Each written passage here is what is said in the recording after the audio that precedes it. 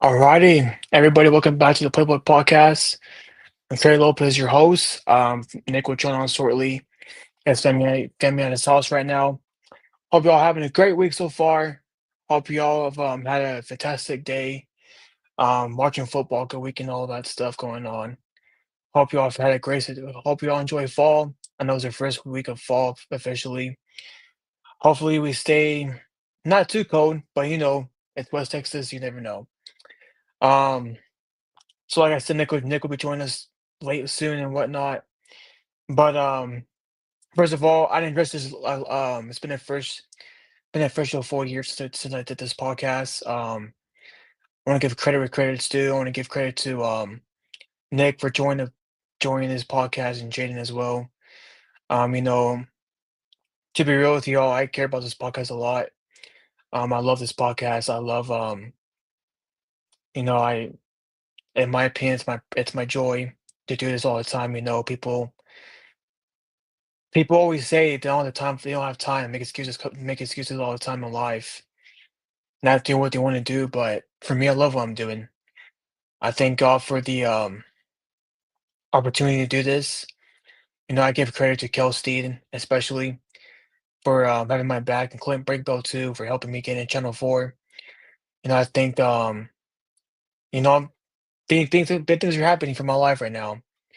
I'm humbled by that because if you asked me 10 years ago that I'd be doing want to be a serious sportscaster and cover games and be on the radio for a little bit and all that stuff. And here's the deal.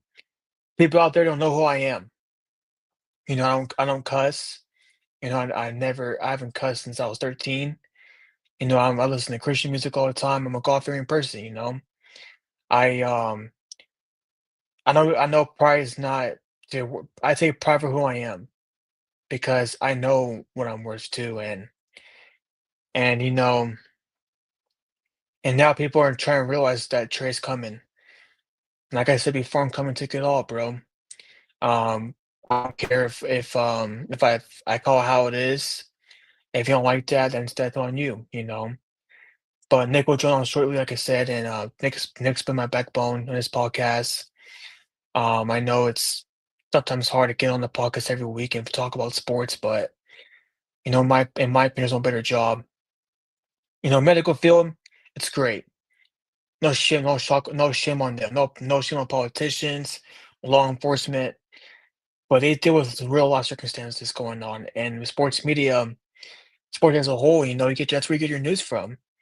I consider media as a whole, news outlets, podcasters as a public service. Because without them, without the podcasters, without finding stories about somebody, or even on news outlets, bro, local TV stations or mainstream media like ESPN, Fox Sports One, CNN, NBC, Fox News, News Nation, and whatnot, C-SPAN, PBS. You don't know anything of what's going on around the world. So, so yeah. But you know what? But yeah, I'm thankful for this podcast a lot. I really am, and I'm thankful that I'm in the industry, learning. I got a long ways to go. I'm not a know-it-all. In this industry, you can't be a know-it-all. You can't be like, "Oh, I know how to do this." No, you don't. Here's the deal. If you think you know everything about media or as a whole, you really haven't learned anything. You don't know anything about being an anchor. People don't know what people have people on this show. People, some people my age doesn't know what MPS is, APMPS, or even know what VO is, or SOT, or a code SOT, or how to edit their own highlights, or do it and write a script and whatnot. And it's all about learning though. But like I said, this is the official 4 year of the Playbook Podcast. So thankful for everybody out there. People, if this year's been kind of weird with me. I've had a little bit of a hard year so far, with being screwed over by people, and this individual wants to ruin my image in media. That's fine. But the one thing it doesn't have is respect for himself. So and I know I have respect for myself too, and I'm confident. But anyways, with that being said, we're going straight into football. Thursday night on Prime was Seattle versus Arizona, and this was a weird game, especially because at first it was boring. It's a boring game at first, but and they got excited towards the end because Seattle scored, and they are 3-1 so far. They are right behind the Niners of being undefeated till recently. So yeah, with that being said, my takeaways on this game is hold up, guys. Sorry, I posted a picture on a post on my social media for WT football, and it just being they didn't link as my caption. It didn't have my caption linked, so I'm gonna delete it. I'm gonna upload it again later on. Um, but yeah, um, so this game was kind of weird. This game was official. Kyler Murray, Sam Darnold did pretty all right. Kyler Murray had an okay game in my opinion. But the biggest takeaway on this game is that Marvin Harrison Jr. was a no-show to when it mattered the most, and he still had a bad quarterback. In my opinion, Kyler Murray all he does is do his best is run. He ain't that good of a quarterback. He can't throw the ball. He can't. I mean, when he throws the ball, it's incomplete. So I think, in my opinion, he's a little overrated. And because all this hype about Kyler Murray, dude, like, all because he's from Oklahoma, he was good in college, but in NFL, he's awful. I mean, he had 27 for 41 completion average attempts. His QBR rating was a 73. That's bad. He has 6 sacks too as a quarterback. That's how you know this team is bad. Okay, the Arizona, in my opinion, is a terrible, or and it's just they're just he's just a bad quarterback. You know, I mean Marvin Harrison Jr. had I know one interception was Marvin Harrison's fault because he dropped it, but dude, this guy, in my opinion, he's a new quarterback. He's a new one because Kyler Murray is better at baseball than he is in the NFL. He's playing Call of Duty all the time. That's why he can't throw the football.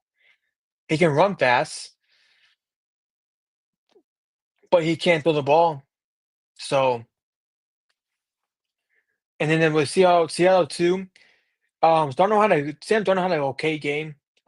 He did throw, but they couldn't get a run going until I don't know what happened. I don't know, but it was a weird game for this game, especially. The Seattle Seahawks are legit threats. They're not legit threats, actually. You're not. You think that, then you're just stupid. But yeah, Sam Darnold to me is not a good quarterback. He's okay quarterback, but he ain't all that either. Colin Murray though, he's overrated. Really overrated quarterback. And so yeah, that's my opinion about him. Moving on to the morning game that happened overseas. Steelers versus the Vikings. The Steelers won 24-21. Carson Wentz had 2 touchdowns, 2 interceptions, 6 sacks. Aaron Rodgers had 1 touchdown, 0 interceptions, and 200 yards passing. The 119 QBR rating. Good job for Aaron Rodgers. So I'm gonna go to Vikings side first, and then go to the Steelers side second. The Vikings side, Carson Wentz did an okay game. He had 350 yards in the air. The defense let him down towards the end. I watched this game actually. I recorded it because I was at church, and I go to church, by the way, guys. If you think I don't go to church, I go to church. So yeah, um, the defense kind of let them down towards the end because they had just to win this game, but their defense. But it was just shocking too because Brian Flores is under the Belichick tree. So it's weird to see if Brian Flores ain't coached that well. And so it's just weird to me how it was just weird. It was a weird game overall for the Vikings. Justin Jefferson though proved he's a legit best receiver in the NFL. I mean, yeah, 126 yards. I know he had no touchdowns, but man, that guy is a beast, bro. When he counted the most, give him the ball. He makes plays. Um, Now to the Steelers side of the ball. So I'm tired of hearing that hype about the Steelers overall. Aaron Rodgers was okay, but he wasn't bad. He was decent. His age is showing a lot, big time, because Aaron Rodgers, yeah, he had 119 QBR rating, but he had one touchdown. His defense kind of carried him. Special teams carried him. So he's really not. I mean, he counted. It happened when it counted most for Aaron Rodgers, but he wasn't really that effective throughout the game. I mean, this dude had. I don't know. Carson Wentz outplayed him. Come on, dude. It's. They're not all that. They're not. I'm tired of hearing the hype about Aaron Rodgers being this bad man again. He's not that good no more. He really ain't. He's low key kind of. He's washed up a little bit. There's only two quarterbacks in the history of the NFL that have won playoff games at the age of 40 or older. That's Drew Brees and that's Tom Brady. So Steelers, I don't know, man. I don't think they're back. I think their defense is a little tricky too because Mike Tomlin's defense is shocking to give up that much points. I think Pittsburgh, and according to PFM, look at their stats real quick. I had where Pittsburgh Steelers. So this is so far in the end of AFC. They're 10th in the defense this year, giving up um 98 points allowed, which is not that which is pretty good. 2020 that's pretty good numbers. But last year though, it's weird to see a Mike Tomlin's defense give up that much points though, and being 10th in the NFL and defense overall, because Pittsburgh usually is a really good defense team overall. But I don't know if they're a legit threat yet. I gotta see them play more games to realize that. I know it's early in the season so far, but as far as like a threat, I'm not sure about that yet. I think they have a chance, but Pittsburgh really, they're all right. They're okay. They're not good, but they're not bad. Um, and which is weird to see too, because Mike Tomlin's a good coach, and he usually leads good defenses in the NFL. But I mean, yeah, T.J. Watt, he's good, and he hasn't done anything so far.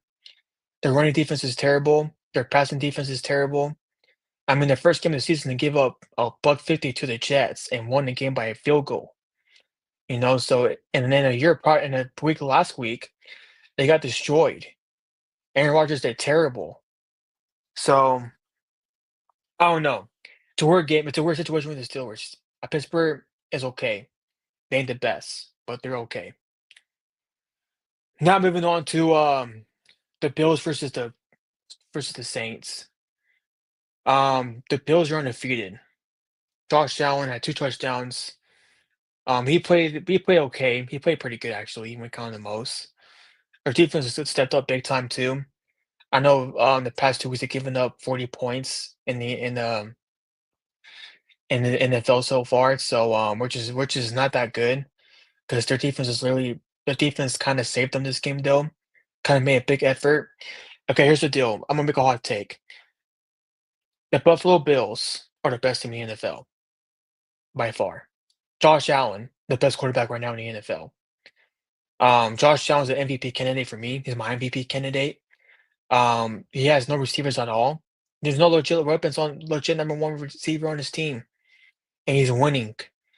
That's what all that matters. He reminds me a lot of Tom Brady in the pocket. He's so composed. He picks pockets, and he's not Superman football no more. He's playing like quarterback position wise. I mean, he'll run when it matters, but this team is so good. They're 4-0, okay? And I know they beat the Saints, but Josh Allen legit is the best player right now in the NFL. He is Buffalo Bills are really the best team overall in the NFL. I think they're better than Philly. I think they're better than the Chiefs, than Kansas City so far. Not just Kansas City, so sorry, the Ravens. I think they're better than the Niners. Um, I just think there's no one better than them in the NFL. They're complete. Josh Allen looks confident, and the head coach too, really good coach too, and they're all OC. I know people are questioning Josh Allen's eliteness in the NFL.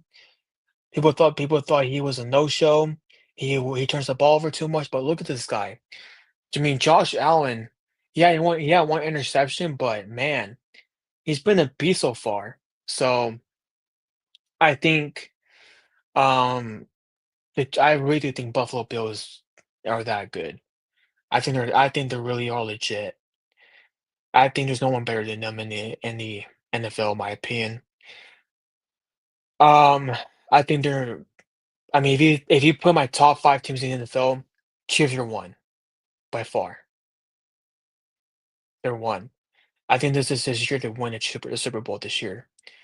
Travis, Cowboys are not the best team in the NFL, bro. They're not. We're gonna get to that game in a bit. Hopefully, Nick comes on the podcast. Nick Rankin, bro. If you're out there, for gosh sake, bro.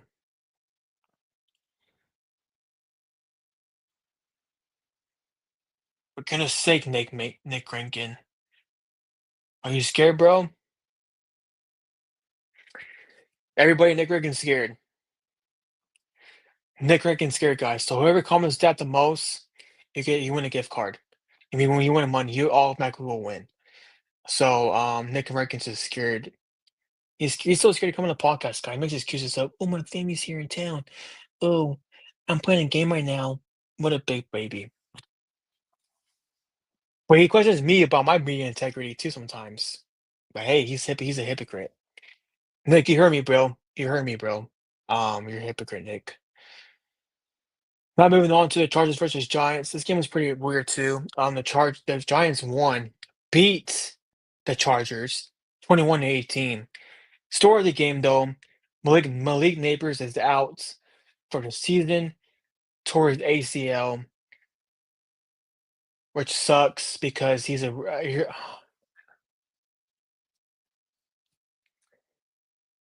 deal with the Giants. I'm gonna be real deep out. It's so weird because every injury happens at MetLife Stadium like this. Okay, although Beckham Jr. said this that it's easier to get hurt in MetLife than anywhere else.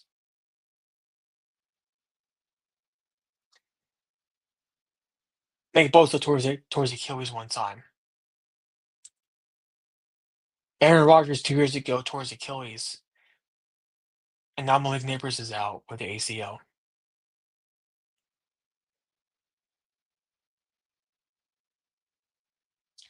Travis, when walk him down like King Vaughn. Okay, if y'all comment next year on the podcast, one of y'all comment the most of it, you automatically win the gift card. I mean, you all automatically win the giveaway.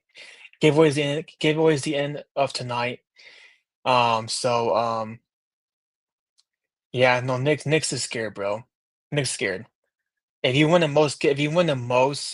say Nick's scared a lot on his podcast, say Nick's scared. That's all you need to do.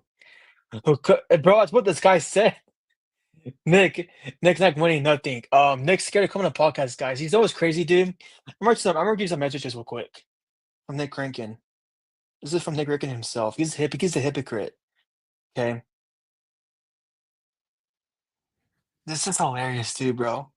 I actually couldn't. I was crying when he said this to me. I was laughing. I was dead, dude. I'm like, this guy's actually full of it. He thinks I'm really stupid. He first said that he said I have a fragile ego. Okay, it's insane. And then he says, "I gotta find it, bro." I told my I it's hilarious, man. Like this guy's hilarious.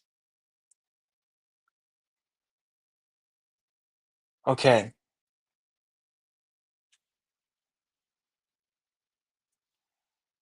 Nick Rankin calls me this hypocrite stuff, and you can't come on the podcast. He said, "Here's the deal, and you're in sports media world for the entertainment. You don't actually care about analyzing the sports." That's what he said to me, and he said this to me too. Um, this is what he said to me, dude. You said a bunch of crap that has nothing to do with anything. Lie, spill nothing, some nonsense. Lie again. Then you say you won. You have a mental disorder. So Nick, that's what Nick tells me all the time. And he says this to me too.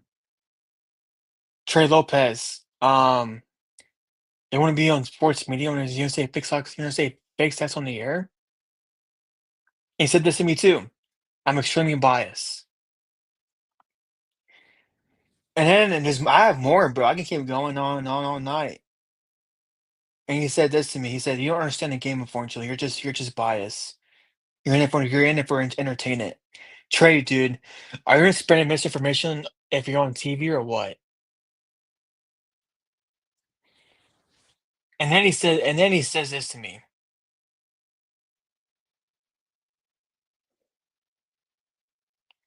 Okay,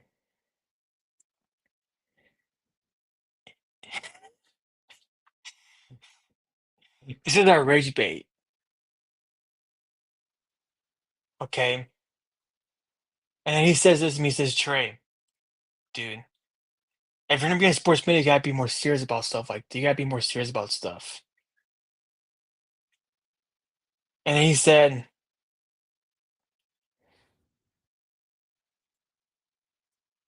this. Based on an analyst so weak that I don't know how you're supposed to be an actual sports analyst if that's how you're gonna do it. And then he says this.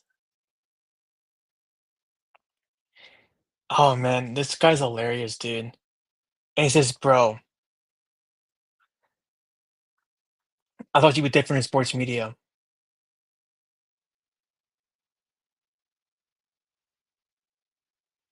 And then he says this, and then he says, "Bro, tell me what drugs you're taking." And then he sends me an audio clip of him getting mad at me for I never do anything wrong. But anyways, you know what? I'm gonna keep going on the podcast. I can go on and on about Nick Rankin. Nick's is going to come on the pod. He's like, "Oh, speaking of Nick Rankin, Nick is back." Nick Rankin, bro, how you doing, bro? Oh, you froze. What's up, Nick Rankin? How you doing, Nico? Hello? What's up, brother? Hello? How you doing, bro? I'm good. How are you, man? I'm good, man. Talking about Why why are you I'm eating. Why are yeah, why are you reading our messages on the podcast? as you're a hypocrite, dude. How am I a hypocrite? You know why? Trey's mad I hold him accountable for his goofy takes and he calls me a hypocrite. That's why I'm a hypocrite, apparently. Okay, guys. Okay, here's the deal, guys. It's great to be here. It's great to be here. Yeah. I'm sorry, I gotta address this real quick. Okay, that person out there, I don't cuss. Nick doesn't cuss, neither does Jaden. If you have a problem with this podcast, here's the deal. On YouTube, go on and subscribe. Don't need to be like Trey cusses on the podcast, TJ cusses on the podcast. This is Barstool Sports. Dude, I never said I'm Barstool Sports, dude. I'll make a name of myself. Remember this name. This is the Public Podcast. Do you see a Barstool Sports anywhere on this podcast? No, you don't. So that bozo, you know who you are. I don't cuss. All I had right. to say that. I had to say You're that. good. You're good. And real quickly here, Travis, I did not fleece Trey. We had a very good deal. We worked it out. Trey dropped Chris Olave for no reason, and then Malik Neighbors got hurt. It's not Yeah, my I fault know. Malik Neighbors got hurt. You know what I mean? Yeah, I just Friendship Bar can't. still supports the pod. Thank you, Travis. I appreciate it. You know, it's not Friendship my fault Barstool. that MetLife Turf claimed another victim. It's not my fault. Dude, I'm gonna be real with you. They had to get rid of that turf and big and They have to. they had to get rid of it. Big grass, bro, for crying Yeah, out loud. Puka had 36 points. What does it have to do with what I just said? Malik Neighbors had 37 points 2 weeks ago. It's not my fault his knee exploded. Things happen. Tyreek Hill, his knee just exploded. He's probably going to miss the remainder of the year with an ACL. You know what I mean? He's excited too. He was He is. clapping He was excited. clapping. He was pumped. He was so pumped to get out of there. More Yeah, than man, all can't- 4 players total combined. Travis, how many times do I have to say Malik Neighbors' knee exploded? Why am I getting held accountable for MetLife turf claiming another soul. And Jackson Dude, Dart, I guess don't what? know. Mind you, Jackson Dart, he was a stud, by the way. We're going to talk about that Giants game. Yeah, Just I was talking about that. Malik Neighbors got hurt on a bomb Jackson Dart threw him. He was going to get tons of volume down the field, and his knee exploded. I'm not MetLife. I didn't pay anybody. I didn't pay nobody. I didn't pay Trey. I didn't pay our commissioner Travis, who's lying about me paying.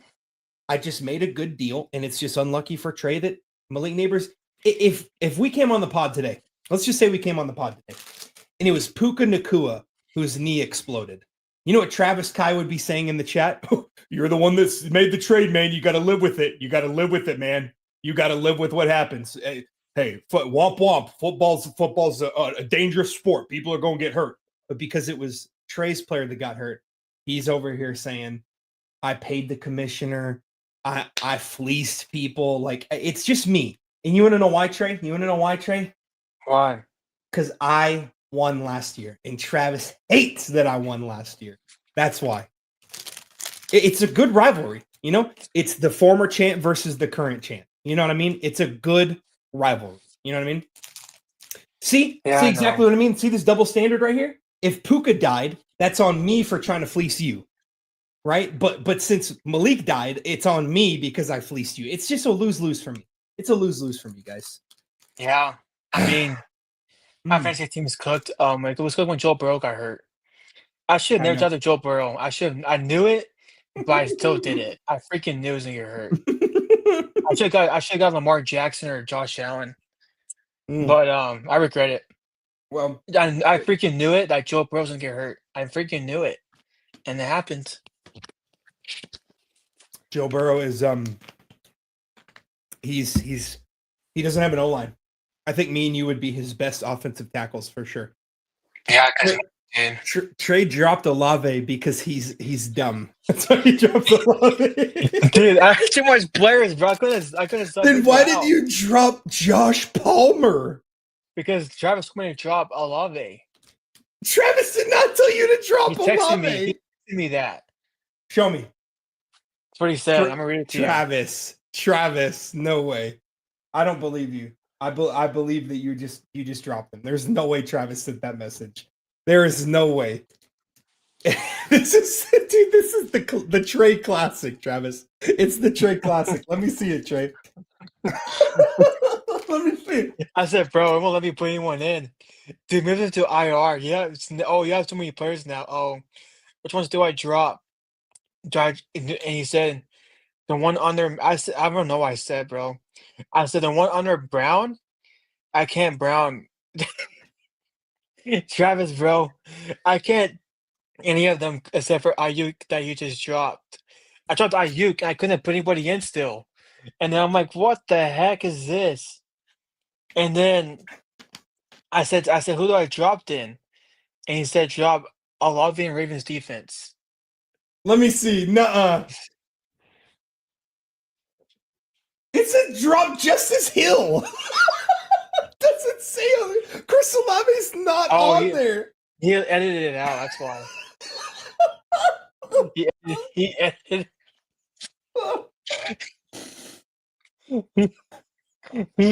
He edited it on his phone. He would say edited on the bottom if he edited it. You just dropped Olave for the love of the game. Dude, I didn't know who I gave him. God, I had too many players, dude. Look, bro, he's on the. Right now, what is this? What is this? No, man. Travis. On IR, don't drop Bobby. That's right. Let me catch weird. Travis, you didn't have to tell me that. He said you didn't tell him that, bro. Travis didn't even call me, and he said drop Olave. Palmer. Bro, I'm literally crying because he shows me the message. It says drop Justice Hill or Ravens defense, and this dude drops Chris Olave. But then you know what he did too, Nick? What? He called me. He said, "Hey, drop Olave." Dude, I don't know. Call me. This is false fake news from Trey Lopez. All right. You got Travis over here crying, laughing, bro. Whew. Travis, bro, I'm Okay. sorry, bro. I did that to you. Yeah. Trey was trying to cover his tracks. That's a good one. That's really fun. Fake news. Fake news. I knew it. I knew Travis wouldn't do that to you, bro. All right. Okay. You try to convince me that the trade offer you made was a scam. Just convincing me, bro. I'm like, dude. I started thinking about like, man, is he actually kidding? Is he lying? Is Nick actually scamming me? I actually thought that. I actually thought that. I'm like, bro. I'm like, is he actually right? Listen. But anyways, Listen. well, yeah, what were you saying? Listen. The trade that went through, I think, was a fair trade. You get Malik Neighbors, a starting running back, and a wide receiver 2, and a running back 3, running back 2. Malik Neighbors got hurt. That's really Yeah, I unlucky. know. That's really unlucky. It's just Yeah, freaking MetLife, bro. like he went crazy against the Cowboys defense. I think when him and Jackson Dart got going, it would have really been a nice duo. But Yeah. MetLife. Yeah, Ravens defense got. We're gonna talk about that Ravens game here in a little bit, but real quickly, guys, we're already 30 minutes in, and we've done absolutely nothing. So, well, Trey did a little bit before I started commenting, and then Trey got a little upset there that I was commenting and I wasn't on it. It's elite rage bait. It works every time. I can get Trey every time with that. He's so mad when I comment and I'm not on the pod. It's so funny. I know. That being said, guys, we did have try to get back into Oh, serious mode. We did have an interesting game. on Why Thursday. was Debo not starting? With Debo. I Yeah, have on your Debo. fantasy.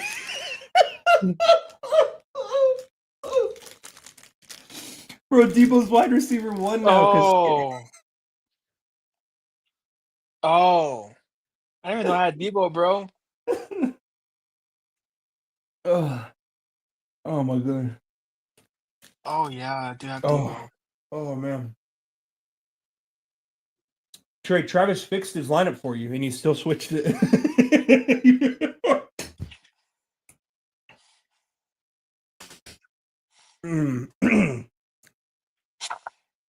Okay. Dang, I didn't know I had Debo, bro. Sorry, bro. Now you know. Now you know Okay, for now next I week. know.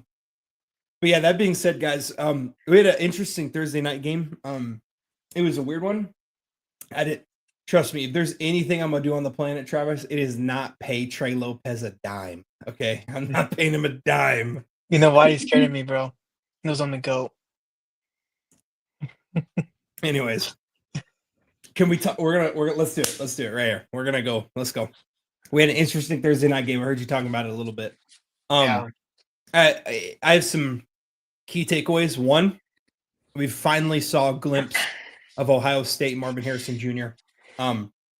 That touchdown catch that he had, it was truly special. And you saw how much it meant to him afterwards. He got on one knee. It really looked like he was fighting his own demons and he finally won a battle. I know it's all mental for him. He's one of the greatest prospects, wide receiver prospects we've seen in quite some time. He's a Harrison. He's Marvin Harrison's son. Marvin Harrison had a legendary career in Indianapolis. Yeah. And then you have Marvin Harrison Jr., one of the greatest college football careers. You know what I mean? Like I feel like he won a battle on Sunday. I think the Cardinals lost, but Marvin Harrison won. Yeah. You could definitely tell how much that touchdown meant to him. And I love the support from his teammates going up to him. They know how much that meant to him. And it was very clutch touchdown, right? Yeah. Arizona did all they could. And then Seahawks. And then we go to another Ohio State wide receiver, Jackson Smith and Jigba, making just play after play in that final drive to set up that field goal. It was an interesting game. It was a battle of I think 2 wide receiver ones from Ohio State. So it was cool to see that. The Seahawks are 3-1. They're tied for first in their division now with the Niners falling to Jacksonville. By the way, it's interesting that they lose as soon as Brock Purdy comes back, but they were rolling with Mac Jones. But that's neither here nor there. We don't have to talk about that. Just some food for thought for Kyle Shanahan moving forward. But yeah, I thought it was an interesting game. It definitely came down to the wire. It was kind of boring until the end, but the end was electric. I thought it was really cool to see that, and I'm so happy for Marvin Harrison Jr. He's a great kid. Um, he's an incredible athlete, and I do believe he can be a all pro level wide receiver in this league. He's just got to work through those demons, fight those mental battles, and he definitely won one on Thursday for sure. So, Yeah. yeah, I mean, I still think the Seahawks are a pretty good team. Their defense Yeah. is good. Sam Darnold's making plays when he needs to. Hey, put Mac in. Put Mac Jones in. Just saying. They were doing just fine with Mac Jones, and then Brock Purdy comes in. They lose to Trevor Lawrence. Just saying. But no, I think the Seahawks are viable for that division.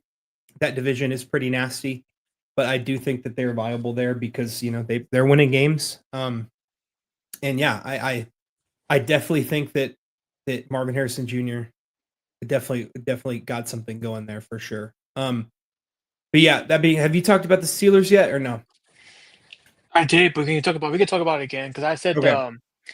I said my opinion about this team is that I think Aaron Rodgers was okay this game because I watched it because it was I was at church in the morning, so Yeah, it I was. watched it. Well, this game was played in Ireland, right? Yeah, like at 9:30 a.m. and I was like in church already, so I couldn't watch anything. I could have watched it in the sound booth, but I didn't want to get in trouble from people. I did that last Sunday. I got in trouble. Um, I watched the Chiefs and Eagles game on church last week. But anyways, so my opinion, Steelers team is okay. I don't think they're that good. I think they're okay. Their defense is terrible. Um, until the end happens. But I mean, Carson Wentz 350 yards against the Steelers defense. You never see that in your life with Pittsburgh Steelers like that. I mean, Yeah. this team is known for their hard nosed, tough defense. They're Mm, in your face no matter what. And right now they're 10th. I know it's early in the season so far, but they're 10th ranked according to PFF in defense so far. yeah. That's not good. Last year around this time they were second, and this Right. year they're 10. So I don't think their passing defense is terrible. That's weird too because CJ Watt's a beast, Mm-hmm. and he hasn't been in no show this whole year. Yeah. Same with their running defense too is terrible too. Mm-hmm. They can't stop the run at all. They can't stop the passing game. And Aaron Rodgers ain't the same guy no more. He's old and he looks like he's ready. He looks like a old man playing football, Mm, yeah. and he's ruining his legacy too, in my opinion. And if it doesn't get this is the best one he's had since 2011 Packers. It doesn't get it done this year, bro. It's time to call it quits. Yeah. And his Yeah. team, and he's really going to ruin his legacy too, because right now having top five. Actually, I have Elway 5. I thought about it. I think John Elway was better than Aaron Rodgers in his prime.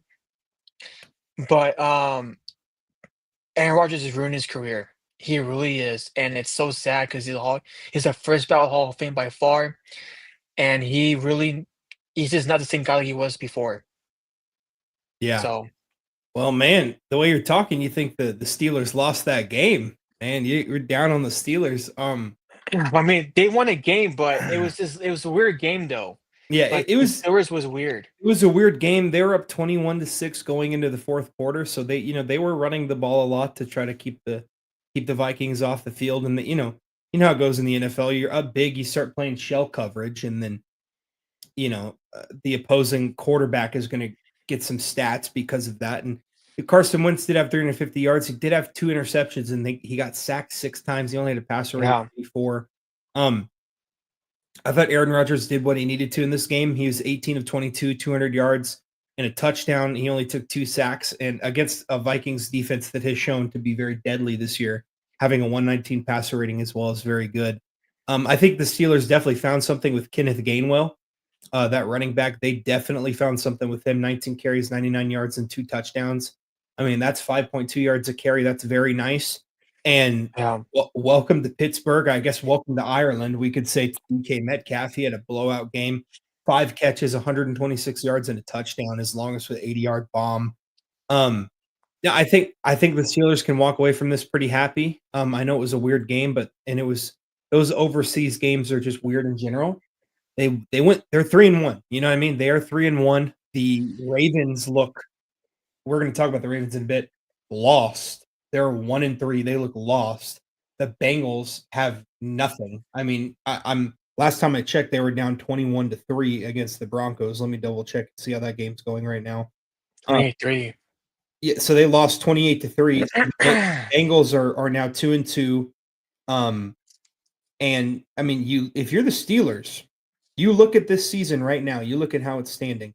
You're first in your division. The Bengals are second at 2-2. The Ravens are third at 1-3, and the Browns are fourth at 1-3 as well. If I'm the Steelers, man, like if I'm a Steelers fan or just a Steelers player, I'm feeling pretty good. Now, that being said, November is brutal. Here's their November schedule. Starting November 2nd. So they finished this month by playing the Bengals and the Packers. The Packers just got 40 points dropped on them by okay, now we're going to talk about that game too. No CeeDee Lamb and the starting left tackle for the Cowboys out. And they got 40 hung on, right? So they're gettable. I think the Packers are a lot more gettable than I thought. They play the Bengals, they play the Browns. Those are winnable games. You split, say you go 2-1, that's fine. November. They go Colts, Chargers, Bengals again, Bears, Bills. That's pretty rough, right? But then in December they go Ravens, Dolphins, Lions, Browns, and then in January they play the Ravens again. That being said, I'm a Steelers fan. We'll be okay in November. I mean, you look at that schedule in November. It is rough. The Colts. Now, I don't know if the Colts are going to be the Colts in November, right? Because they had 3 straight games of looking incredible, and then the Rams kind of shut down the Daniel Jones attack a bit. He had 2 interceptions. They shut that down pretty well. So I'm not sure on the Colts yet. The Colts could be a facade like the Steelers were last year, and they kind of fall off a cliff. We'll see. Chargers just lost to the Giants, but I still think they're a great team. Bengals are very gettable, and I don't think Joe Burrow will be back in time for that game. The Bears, I'm a little unsure about. They look great sometimes they don't. We'll see later on. And then you get the world-class Bills. So I think you have 5 games. If you go realistically, if I'm a Steelers fan, 2-3 I'm fine with. 3-2 is great. If you go 4-1, you're in complete control of the AFC North. You know what I mean? Right? So yeah, the Colts did have a bad beat with I believe is Adonai Mitchell, I think is his name, had a wide open 80-yard touchdown and he celebrated early and the ball flew out of his hands. Yeah. Touchback turnover. That's definitely unlucky, but the Rams were okay. Let me rephrase that. The Rams passing attack was doing whatever they wanted to. Puka Nacua was getting whatever he wanted to. Devontae Adams got going there as well. So I don't know how that game would have turned out if that touchdown was scored. I don't know, but still, I'm a little unsure about the Colts. I think the only 2 games on that November that I'd be scared of if I was a Steelers fan would be the Chargers and the Bills. I think every other team you feel like you can beat. The Chargers, if you're a Steelers fan, your belief is, and you want to believe that you're in the same class as the Chargers, and then the Bills are the next step up. So we'll see, right? But that being said, say all that to say this. The Pittsburgh Steelers are in complete and total control of the AFC North. The Ravens are 1-3. They are not looking good. Yeah, the Chargers are definitely going to be a tough out, especially now that Quentin Johnston all of a sudden knows how to play football. Yep. I mean, he's all of a sudden wide receiver 1 on, you know what I'm saying? So, yeah, the Bills are top notch AFC. 4-0, they look fantastic. But if I'm the Steelers, if I'm the Steelers or a Steelers fan, my belief is that you can go 3-2 in November. That'd be good. If you go 4-1, be really good. You got spotted a couple games ahead of the Ravens now. If you can take one of the games against the Ravens, which the Ravens defense doesn't look like much right now. Yeah, it's weird to see. It's very strange to see. I know that the Sunday game we'll talk about here in a little bit, but the defense just looks horrible. They look so gettable right now. if I'm Aaron Rodgers and DK Metcalf and Kenneth Gainwell, I'm thinking we drop 35 on their heads. You know what I mean? So Yeah. I do think the Steelers are a threat in the AFC because I think they can win their division. If they win their division, they're going to host a playoff game. I don't want to play a playoff game in Pittsburgh. I don't want to go up there. I don't want to go up there and play Aaron Rodgers in the playoffs. I don't want to do that. It's going to be cold. Aaron Rodgers is the king of the tundra. I mean, he owned people in the cold for most of his career. You know what I mean? So I definitely do think the Steelers are a threat, especially if this Kenneth Gainwell that we saw on Sunday is Kenneth Gainwell moving forward. You know what I mean? Like, I definitely could see that. And yeah, the Ravens are definitely hurt right now, but I just like they're struggling in general. I think that they're struggling injury-wise, they're struggling identity-wise. Derrick Henry's not hurt, and he ran the ball 8 times on Sunday. I know you got behind, but by the time you were down, 14, I forgot how the game exactly went, but by the time they were down as much as they were, they still could have had plenty of time to run the ball with Derrick Henry. So, yeah, I definitely agree with that for sure. The Steelers are the healthiest team in their division. They are the hottest team in the division, and right now, they look like the most complete team. You know what I mean? Because the Bengals, their offense is cooked without Joe Burrow. The Ravens, their defense is fried, and now their offense is looking a little bit flimsy. And then the Browns are the Browns. So, you know what I mean? Yeah, the Ravens turn the ball over a bunch, which they typically don't. But we'll see what happens there moving forward. But yeah, I think the Steelers are a threat. I really do. I really do. Okay. I mean, I can see that. In my opinion, if you win the AFC North, you're a threat. The AFC North is always there. Now, the thing is, though, they win the North. Say they win the North, right? Will it be a wild card spot, right? Well, because the division round for sure is the Bills. They're going to be the only the one seed gets a bye now, so it's going to be wild card. But you're going to be hosting it. But here's the thing: if the Steelers are hosting a playoff game and they lose to whoever it is, there's going to be some seriously hard conversations about Mike Tomlin. I'm sorry. I agree. You can't lose a playoff game at home. You can't. If you're the Steelers, who haven't won a playoff game in a long time, you're at home 2016. Finally. That's almost 10 years. That's been a long time. Dude, that's crazy. 10 years, man. Almost 10 years. You got to win that game. That is a must-win game for Mike Tomlin. I think, depending on who they play, I think they can. And I do like Aaron Rodgers in the cold in the end of the year. I like that, but Mike Tomlin's already been on the hot seat. Okay, he never has a losing record, but then what? You know what I mean? You finally have a quarterback who is at least seasoned. I think Aaron Rodgers is playing just fine this year. He's playing good, I think. So, yeah, I mean, I'm sorry, if they have, so I don't even know what the playoff picture would look like, but if a lesser team goes up to Pittsburgh and beats them in Pittsburgh, it's gonna be weird. Now, if it's the Chiefs or something like that, because if the Chargers win their division and they get a bad break and it's the Chiefs, throw it out. It doesn't. I don't think Mike Tomlin will be gone for that one at all or anything like that. But say, think of an AFC team that might slip in, right? Yeah. Well, Russell Wilson's a seasoned quarterback, but he's completely washed. There's a big difference between seasoned and just completely washed. And I think Aaron Rodgers has proved this year so far that he's not the same washed that Russell Wilson has been. So that's what I'm saying. Like if it's I can't even think of an AFC team. Say I think the Jaguars are probably going to win their division. Who would be a team that doesn't win their division that might sneak into the playoffs? The Broncos, maybe something like that. I just feel like if the Broncos or the Browns, sneak in there, I don't think the Browns are going to make the playoffs. I really don't. Let me see the AFC playoff picture as it stands. This is really, really early, but The Patriots maybe, but I think so. Right now, right now it's the Chiefs at 7. Okay, Dude, Travis, dude. so yeah, the Cowboys. Travis, It's going to be the Cowboys. Cowboys are not the AFC, bro. I think probably the Broncos are there. Yeah, the Broncos. Probably. Yeah, yeah. No, unless Myles Garrett's able to play every single position, I just don't see how the Browns are going to be able to do anything. Let me see here. Dude, So I thought about Myles Garrett. yeah, Maybe I the mean Myles Broncos, Garrett's yeah. amazing.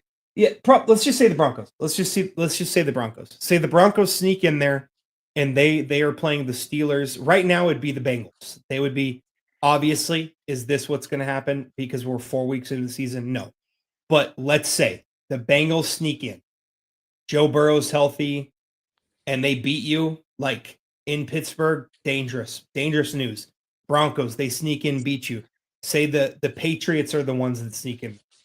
And they that's just bad news for Mike Tomlin. I really do believe that. I think if it's the Chiefs, you get a pass. But I think any other team, serious conversation. Well, the Colts could definitely win their division. I think that the Colts could win their division. Who's even leading in that division right now? It is the Colts, right? Yeah, it's the Colts. Yeah. Yeah, The Colts. The Colts and Jacksonville are both 3-1. So it would be it could be the Colts, it could be Jacksonville. It just depends. Colts. So in my opinion, Colts, Jacksonville, Broncos, Patriots, or Bengals. If you lose to those teams in Pittsburgh, in my opinion, Mike Tomlin's gonna have to answer for it. You know what I mean?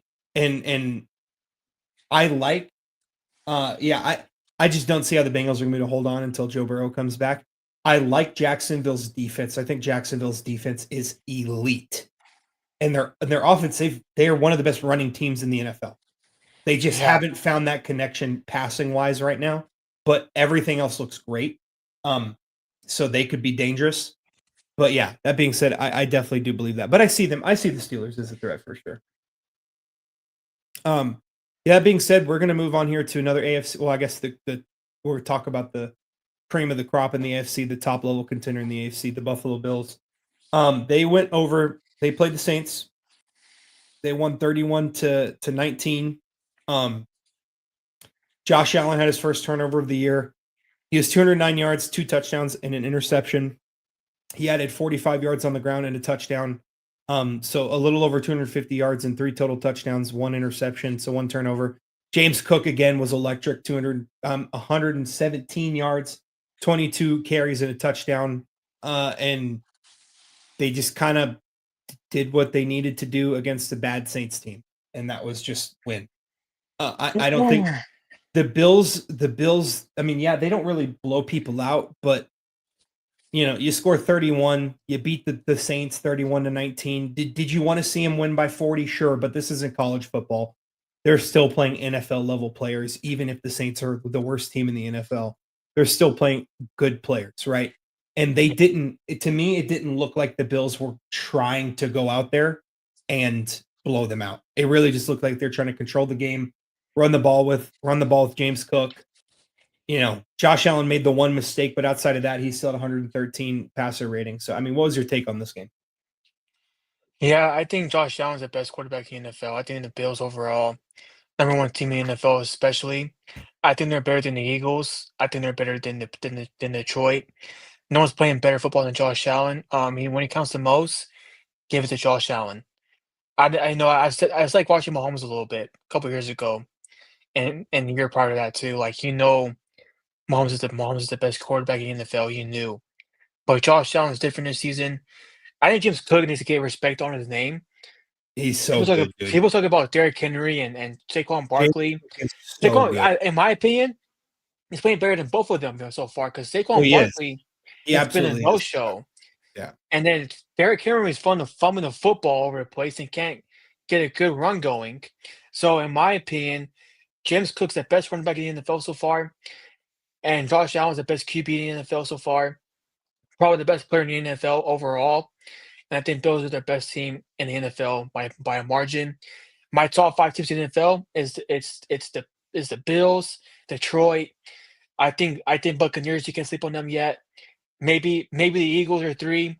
Number 4 probably give you the 4 is probably gonna be the Steelers, and 5 probably give you man, I don't know, man. 5's tough. Yeah, I don't know. But Puka I don't Nakua. even know. Yeah, Puka Nakua at 5. I like Probably that. I like that.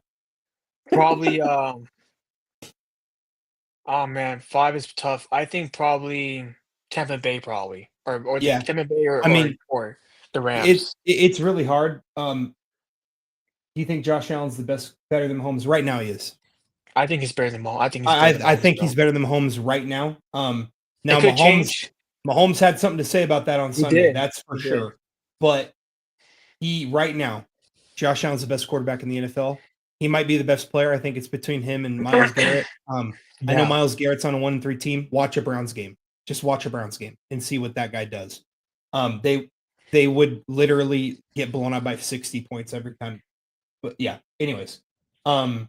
James Cook's a top 3 running back right now this season. Absolutely is so far. I think he's better than Henry and Saquon so far. So far, absolutely, for sure. But no, I think Josh Allen right now is the best quarterback in the NFL. And I think he has such a command over the game. I know he had the interception, but he has such a command over the game. He controls the game. He's still at 113 passer rating with a turnover. Yeah, I think he's just an absolute beast. I like that. So for my top 5, I'd say the Bills 1. I'm the Lions are really, really good. And if you guys watched the game a couple weeks ago, Amon-Ra St. Brown had some very fun words to say after his touchdown. He said, and I quote, "I run this crap," and then he said a word that I will not repeat. But so far, he's not wrong. The Yeah. Lions look extremely good. They had a bad loss to the Packers in week 1. I think we can overlook that because right now they're playing electrically good football, dominated the Ravens, which apparently might. So the problem is I want to put the Lions high because of that win over the Ravens, but right now Ravens are just getting whooped. They beat the Browns. Yeah. Like okay, like sure, okay, yeah. Monroe St. Brown's a cornball for that. He said that was the clearest hot mic I've ever heard. I mean, it sounded like he was talking to me. That's how clear it was. But no, he's one of the best wide receivers in the NFL. I think only Puka Nakua is playing at a higher level at the position than Amon-Ra St. Brown right now.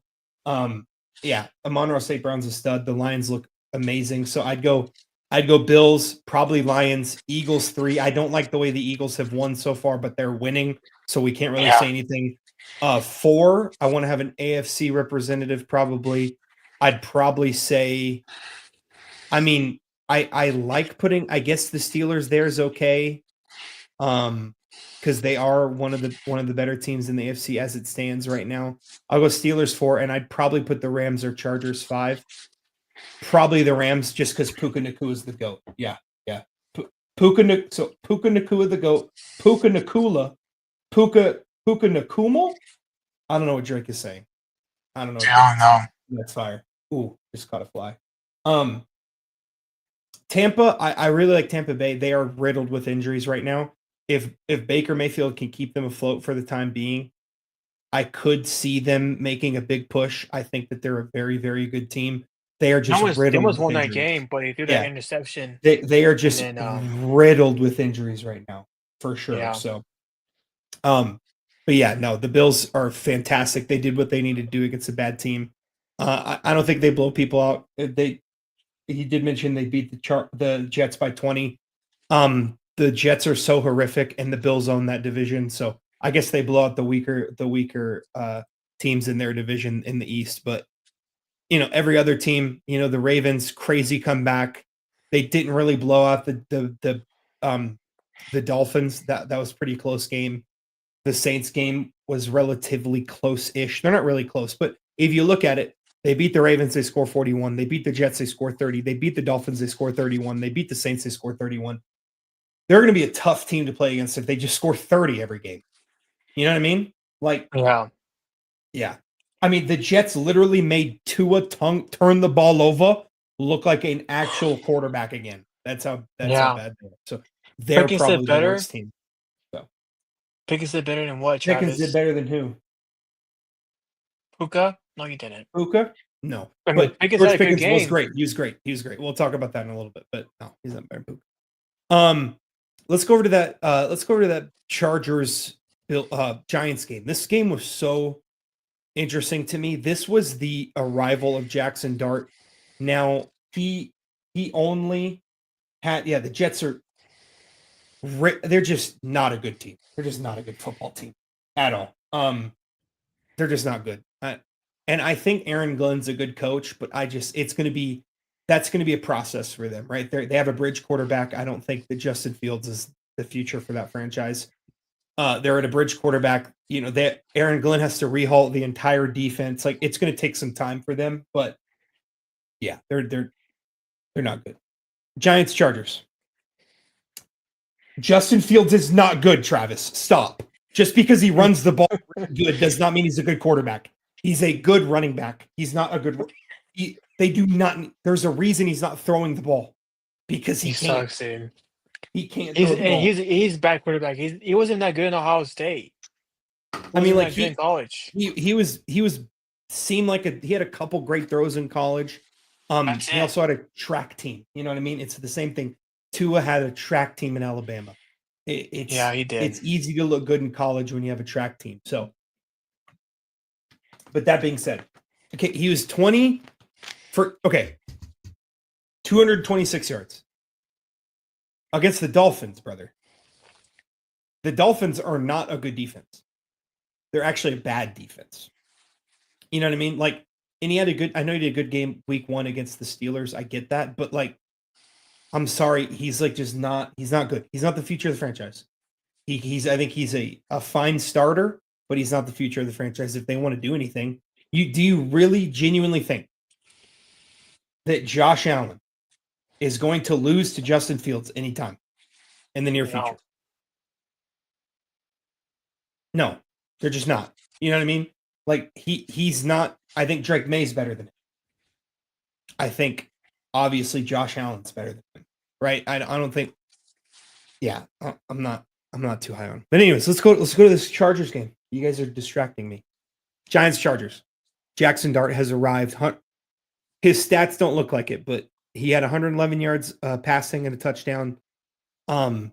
54 yards on the ground and a touchdown. The Giants defense, that defense that we've been talking about, that potentially best defensive line in football, finally showed up. I know Joe Alt went out with an injury as well, so that definitely helped them. But the Giants also lost Malik Neighbors. Cam Scattaboo, 25 carries for 79 yards. He has CTE. He has really bad CTE. I think he was born with CTE, actually. He's an absolute maniac. He's going to have a fantastic, great. I mean, Cam Scattaboo is going to have a great 2-year career because that man's going to have severe brain trauma when he's like 3 years from now. He hunts for disgusting contact every single time. I know, it's so weird. He's going to die. He better put on a Guardian cap because he's going to die. He hunts for, and he's a maniac. If you watch him interact with his teammates at practice, he just screams. He just screams all the time. He's literally insane. I mean, he's legitimately gonna be in the hospital in the next couple of years. I don't even know how the running back coach is going to be able to tell this guy to not use his head to lead every single tackle. But I don't know he does it, bro. Yeah, Jasper did amazing in this game. I think pitching rush was really good. Ideal for the Giants because Russell Wilson is just freaking washed up and he's old and he had one good deep offseason in the NFL. That was like in 2013 when he beat Peyton Manning in the Super Bowl. Other than that, he ain't that good. Malik Neighbors is out. He's on my fantasy football team. I have to drop him tomorrow. Thanks to because Travis rigged the trade. Travis rigged it. Travis didn't rig it, but he prayed the downfall because he was mad at the trade. So he prayed the downfall for the. My guy got hurt. He didn't give a nonsense about you. He cared about me. He prayed for the downfall for it to get hurt. because he was mad at you for doing the trade. So next thing you know, but anyways, Travis. Here's the deal about MetLife Stadium, guys. Dude, It is, they it gotta is, get it rid of is. that turf, bro. Yeah, that turf is terrible. It's awful, Although, bro. although Beckham Jr. said himself, the turf in MetLife is like too crazy to play on. I don't know how Eli Manning played that stupid turf, bro, for like his career. Because here's the deal, okay? Met 2 years ago, Aaron Rodgers tore his Achilles. Same turf. Nick Bosa tore his ACL. That same turf. So if I'm the owners of MetLife Stadium, I get rid of the turf and put grass in.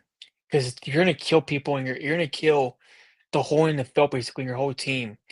So my opinion, if I'm just get rid of the turf, please. But anyways, now to the game now. I think Justin Dart played amazing well. He showed why he's to be the franchise quarterback for long term. He had 1 touchdown, 111 yards. I know he played against a solid team of the Chargers. Yeah, Chargers were like really good this past couple 3 weeks, and then he cooked them, bro. He was saying, you know what, I'm taking over this he, game, yeah, and he did that. when he, I feel like it's first game starting. Obviously, it's going to be difficult, but Yeah, especially against the Chargers, who are a great team, and he played really well. I know he didn't have a bunch of yards, but he played the game plan. He protected the ball. He scored with his legs. He scored through the air. You know what I mean? He did what he needed to do to win this game. And the Giants defense stepped up when they needed to. Held Justin Herbert to 23 or 41 passing, 203 yards, a touchdown, and 2 interceptions. This was a lot of guys MVP going into this game.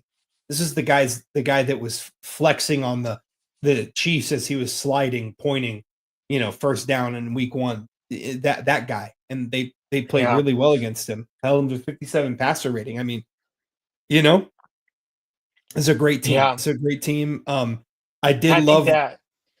Go ahead. Sorry, I also think they saved Brian Dable's job too.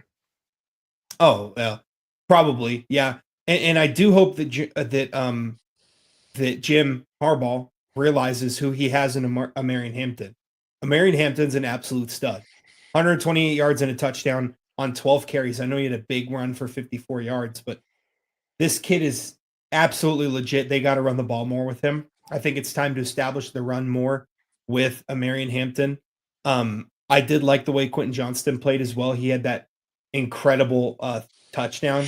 That route he ran on that touchdown was fantastic. Justin Herbert gave him an absolute dime, and he scored. He had 13 targets in this game. Keenan Allen had 7. Lad McConkey had 6. Lad McConkey only had 1 catch for 11 yards. I guess Quentin Johnston's just the wide receiver 1 on this team now.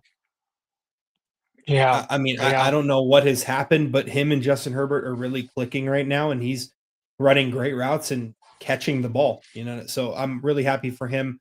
I know he has struggled since he's been in the NFL, but I watched him play at TCU, and I know how good this kid is, and I do believe he can keep this pace up and still be fantastic. So, but yeah, interesting game. I think it's more about the Giants being sneaky frisky than the Chargers faltering. Did the Chargers not play their best game? Obviously, yeah, but they're still 3-1. They're still atop of the AFC West. They still have a fantastic roster. And, they get the Commanders, who will be without Jaden Daniels next week. Then they get the Dolphins, who aren't good. And then they get the Colts, who I don't know if they're good yet. So, you have some easy games coming up here. Then you go Vikings. That defense is always good. Then you get a freebie against the Titans, who are awful. I don't know if you guys heard Cam Ward. He in an interview or press conference, he said, "I'm just going to keep it a buck with you. We are," and then he said an explicit word I won't use, but he said they're really bad, pretty much, right? So that should be a freebie there. But yeah, if I'm a Chargers fan, I'm chilling. I think that they're going to be able to put together a fantastic rest of the year. They really don't have another super tough game, and unless you want to count the Vikings as a tough game because that defense is legit. But if not, the real next test they're going to have is against the Jaguars, who have one of the best defenses in the NFL. So I'm fine. I'm fine if the Chargers, I think they should be totally fine in that. So, Yeah. but yeah, we're gonna move on here, guys, to the back to the NFC. Eagles versus Buccaneers. Another Eagles game, another weird game. They remind me a lot of I heard all week that Jalen Hurts can just throw the ball now, and they're going to open the playbook and let him throw. He had 130 passing yards and 2 touchdowns that were both like just flip the ball to it. I have no idea what to make of Jalen Hurts. He doesn't turn the ball over. He can squat 600 pounds, and he's a good leader. So I don't know what to make of him. I know the Eagles did go out to a pretty quick start. They did score 24 points. It was 24-6 going into halftime. So I know that after that happens, I know NFL playbooks, they dial it back. They run the ball more. Saquon Barkley, 19 carries, 43 yards. He did get a touchdown. The Bucs are hard to run on. Vita Vea is massive. They're a tough team to run on. They have been for the past couple years. But I don't even know what to make of this game. It was a really strange game. The Eagles got out to a big lead, then they kind of took their foot off the gas in the second half. Buccaneers stormed back. They tried. They did have a chance to go down there and win it. But surprisingly, Baker Mayfield throws. I mean, on that fourth down on that last drive, they turned the ball over on downs. It just wasn't. It wasn't what we've seen from Baker this year. Every win that they've had has been a game-winning drive by Baker. Obviously, you can't win every game that way. I thought he was played okay. I know in the first half he didn't play great. In the second half, he tried to pick it up, but it just wasn't enough. I mean, what are your thoughts on this game, Trey? I don't know. It was a weird one for me. Yeah, it was a weird game. I don't think Jalen Hurts just really didn't do it. He was okay in the first half, and then he was 0 from 8 in the second half, which is awful. Here's the deal, and I'm gonna give credit where credit's due. Jalen Hurts is great when it counts to most, but all he has in his back is a tush push, that's all he has. And the Buccaneers was really, I don't know. Buccaneers was a weird game too, because Buccaneers too, they had a solid running game this game, but as far as like the Baker, it was weird to see Baker throw an interception because Baker Mayfield,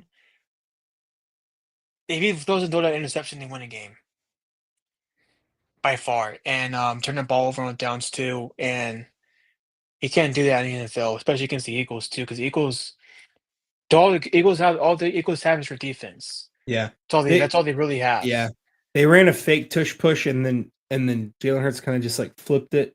He just literally he threw the ball like that, flipped it over. Maybe that's a second touchdown. I'm sorry. I know the Eagles are winning. They're loaded all over the place, all pros everywhere. Jalen Hurts is just not a top 5 quarterback. I'm sorry. That's not even a disrespectful thing. We've seen teams that are loaded everywhere, great defense, great running back, best O-line, weapons all over. And we see the quarterback just going. This is literally Tom Brady's first 2 Super Bowls were like this, by the way. Yeah. He was not the Tom Brady that we know from Tampa Bay or his later years in New England.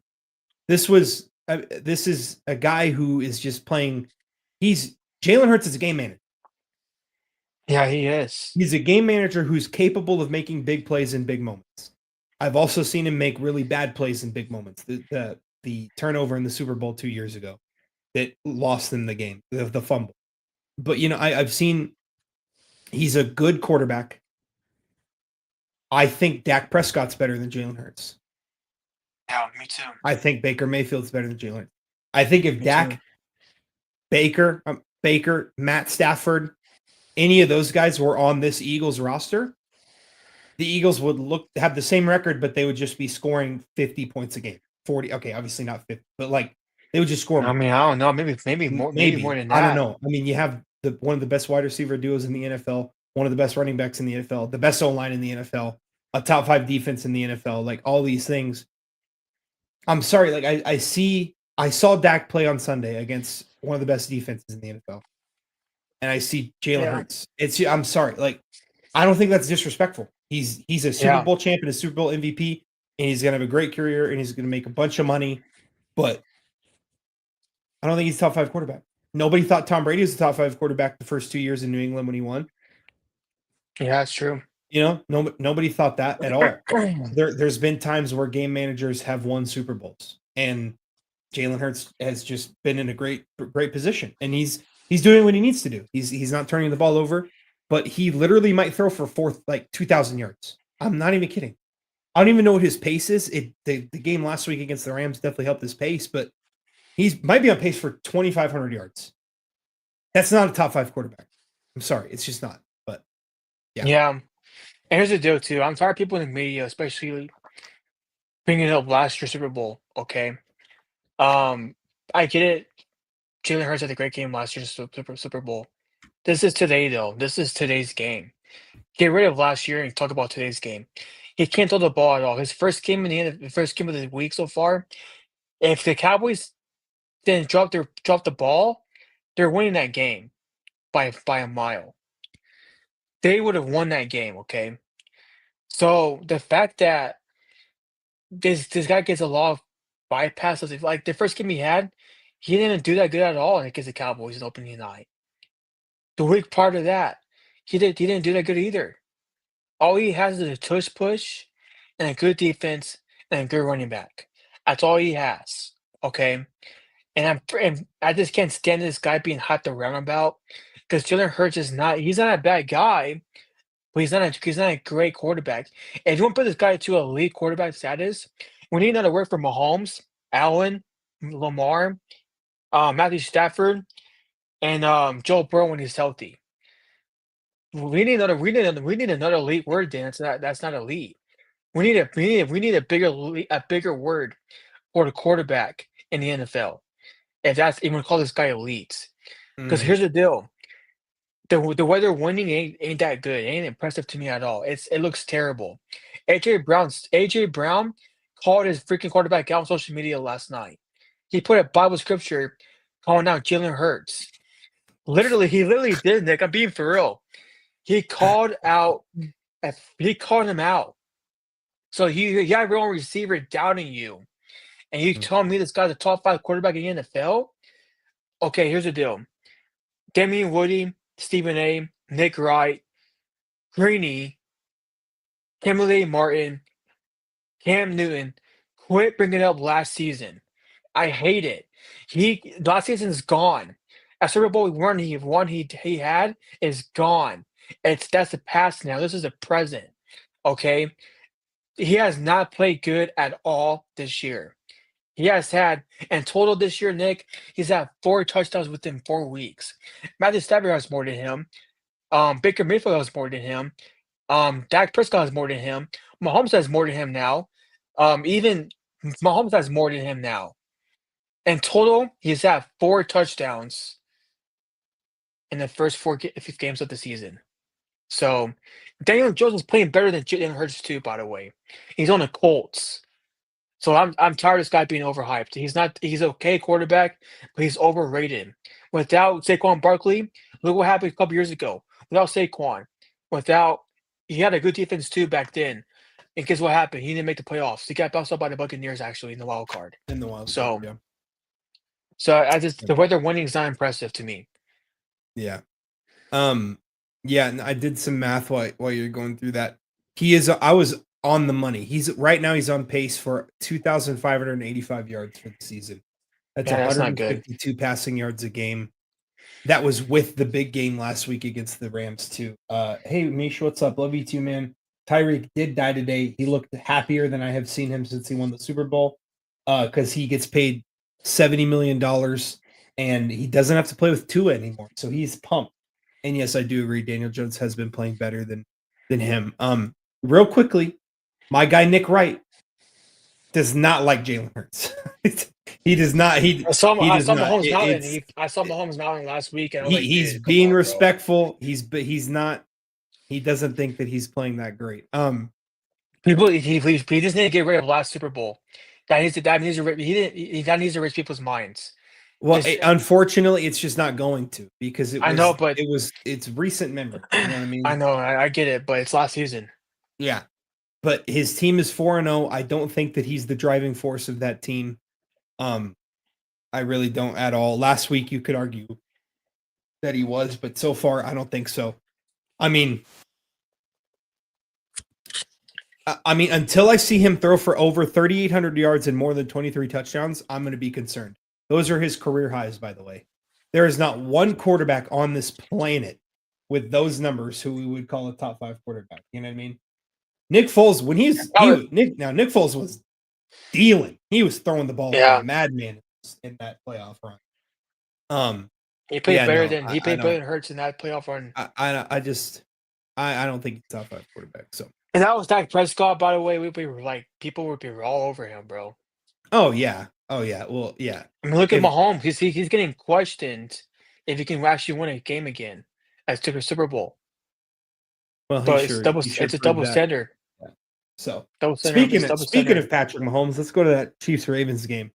The Chiefs host the Ravens primetime slot Sunday afternoon game. Now I'm saying it should have been Sunday Night Football, but I'm glad it wasn't because this was a blowout. This was not a close game.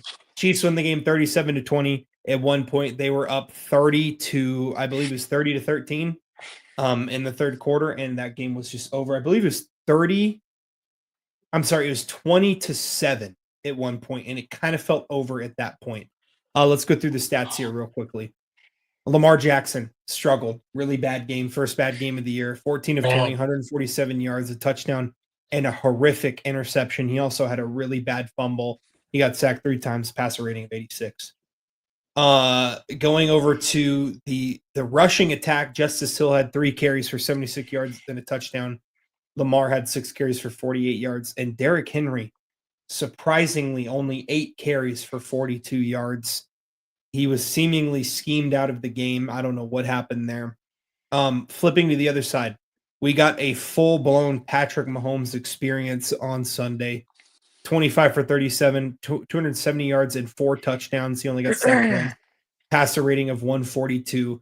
It really looked like the 2022 Chiefs again to me. They were dealing. Mahomes was dicing. Mahomes had a couple throws that I just was like, I just can't believe what I'm actually seeing.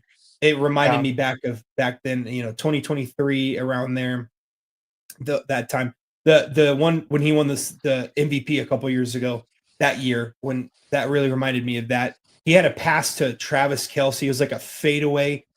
Tony Romo was glazing the snot out of this guy, by the way. Jim, that's the greatest pass I've ever seen, Jim.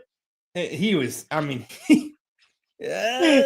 don't know, Jim. He was literally freaking glazing the dog. Imagine that was Chris Collinsworth. Oh, if Chris Collinsworth was watching, like, oh, this guy. Dude. Now here's a guy. Now here's a guy. Let's look like what we see out of Patrick Mahomes. Dude, no. Yeah, if Chris Collinsworth was watching that, I would have had to turn it off. Now, here's a guy that he made a pass to Travis Kelce. Tony Romo was slobbering on it. I'm not even kidding, bro. It was a great pass, mind you. He had a guy in his face. It was kind of back.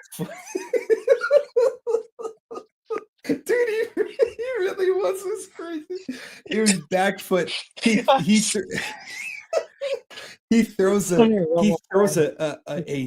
was like a 20-yard pass. It was very, very nice, like fadeaway with touch, hit Kelce in the hands.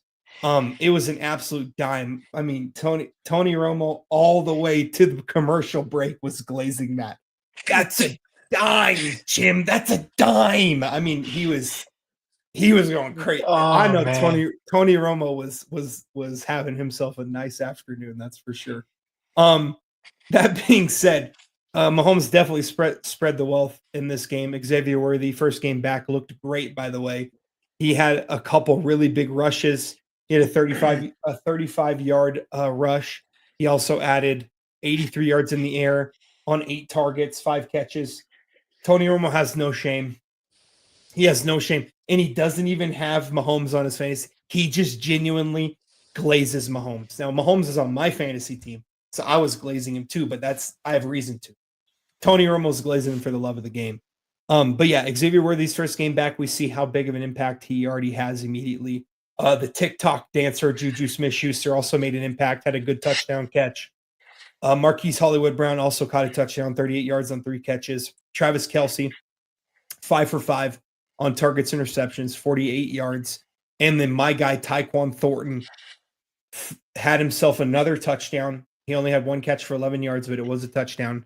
And yeah, Mahomes really was spreading the ball around. Xavier Worthy looked really, really good. This offense looked good.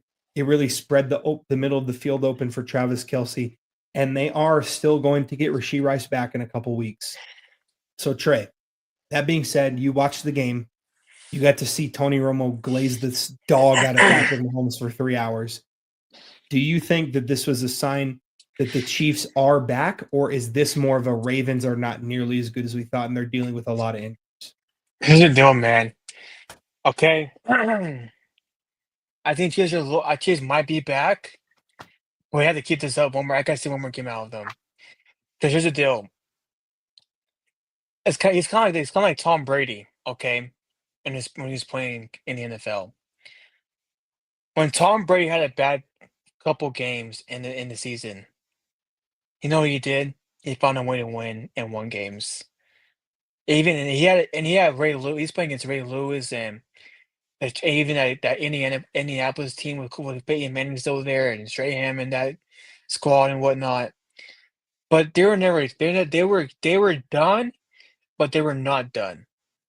Okay, I watched this game. I almost cried because I'm like, dude, Mahomes is back. I started getting a little emotional. I was kind of pulling a Chris Collinsworth out of my butt, trying to impersonate him because like, man, this guy's back. I started crying a little bit. I got teary eyed. I had my Mahomes shirt on, and I was like, bro, I'm gonna cry. Like I was so hyped about it. I started screaming. I started screaming at my TV. I was like, come on, Mo, come on, let's do it again, Mo, come on, come on, come on, come on, do it again. And then next thing you know, Chris Jones was back too. Travis Kelce had a touchdown too. I saw that dime he threw. I mean, man, it was just like, bro, this guy's back, bro. And despite the fact this guy had, because here's the deal. I was really worried about him this past couple of 3 weeks with Mahomes. I was worried about him. Like, man, this guy he doesn't care no more. I was questioning that. Like, this guy does he actually care about the game no more? Is it because he's on State Farm commercials? Is it because of Andy Reid wanting going to Wendy's all the time? Thinking about a burger from Wendy's? I don't know. Is Kelsey with his wife, Taylor Swift? I don't know if it's a barbecue chicken over there in Kansas City or something like that. They're ready to get out of that, getting ready to get out of Kansas City. But here's the deal. Okay, I think he might be back. I think he found out people sleep like Josh Allen. I think that really made him mad. He proved a point, and I think he's not. I think he might prove another point next week. Now, to the defense side of the ball for the Ravens, no, I mean Chiefs. I mean Chiefs played really good defensively wise too. I mean, he held Josh Allen at 1 touchdown, 147 yards in the passing rating. I mean, he had 3 sacks. I mean, holding Derrick Henry, who's a man among boys, to like, where's that? I had it saw earlier. 42 yards. Okay, I see it. 42 yards. He only had 8 carries, but still. But dude, that's insane to me, dude. How they hold Derrick Henry to that much, because Derrick Henry will run over you. It's like LeBron in the NFL. He runs over people, and the fact that's just shocking to me to see that stat in my eyes right now. 42 yards. That's freaking crazy. And Lamar Jackson having 48 yards too on the ground. Mhm. You never see that at all from Lamar. I mean, Yeah. the fact this guy was the top. People have Lamar Jackson winning MVP. People and look Oh, at yeah. this crap. This is insane to me, dude. So, I mean, the fact that I put Cooper Rush in, bro, but oh my word, bro. Well, I mean, Lamar did go out with a hamstring. Yeah, he but did. he still was not playing well. Yeah, he did. He wasn't playing good at all. And Chris Jones too made a big impact too on the defensive side of the ball. He's back. I think he's back for sure. He's back. I think he Mhm. might be back. But defense was really good on Sunday afternoon. Jim Nance was kind of like, wow, this guy's back, and Tony Romo over Wesley Mahomes like crazy, crazy Like plays. crazy Like glaze. Yeah. Him and Chris Collinsworth get hated on TikTok so much, bro, it's insane. They hate him. They hate both of them, bro. Yeah. It's so funny too. But man, I think Mahomes might be back. Yeah, I mean, there was a lot of good from this game. I know the Ravens defense is really bad, but here's a fun stat for you. The last time the Chiefs scored 35 or more points was September 24th, 2023, when they scored Dude, 41 points against the Bears. It's the last that time is they had crazy. 35 plus points. So it's been a while since they've gotten to those heights, 37 points being That's like 2 years quite ago. a Wow. lot. I mean, a long time ago. You know what I mean? So is Henry like the Greek freak? Okay, I'm not reading the rest of the sentence. I don't know. I have no idea. We're gonna have to find out, but I'm not gonna find out. Someone's gonna find out, but it's not me. Um, yeah, no, I think Mahomes played fantastic. I think that he was glaze worthy on Sunday. He made some incredible throws. It looked like the offense was really opened up. They are going to get Rasheed Rice back in the near future, which is really big for them.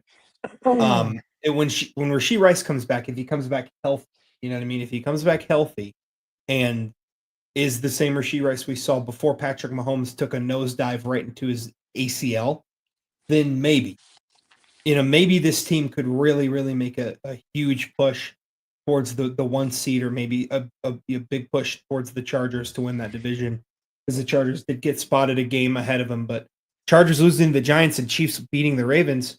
If I'm the Chiefs, I'm feeling really good. And that being said, Yeah. I so here's the thing.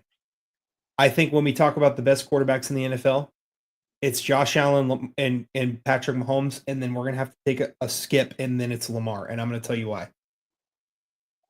The only time we see Lamar play like this is versus the Bills or versus the Chiefs. Yeah. He's also struggles against the Steelers sometimes, but he kind of put that to bed last year. Lamar does not play his best against his best contemporaries. When Mahomes is on the other side of the field, Lamar crumbles. When it's Josh Allen on the other side of the field, Lamar crumbles. And I know Josh Allen is yet to beat Patrick Mahomes, but he plays his rear end off in those games. And I Yeah. believe in a couple of them has outplayed Mahomes.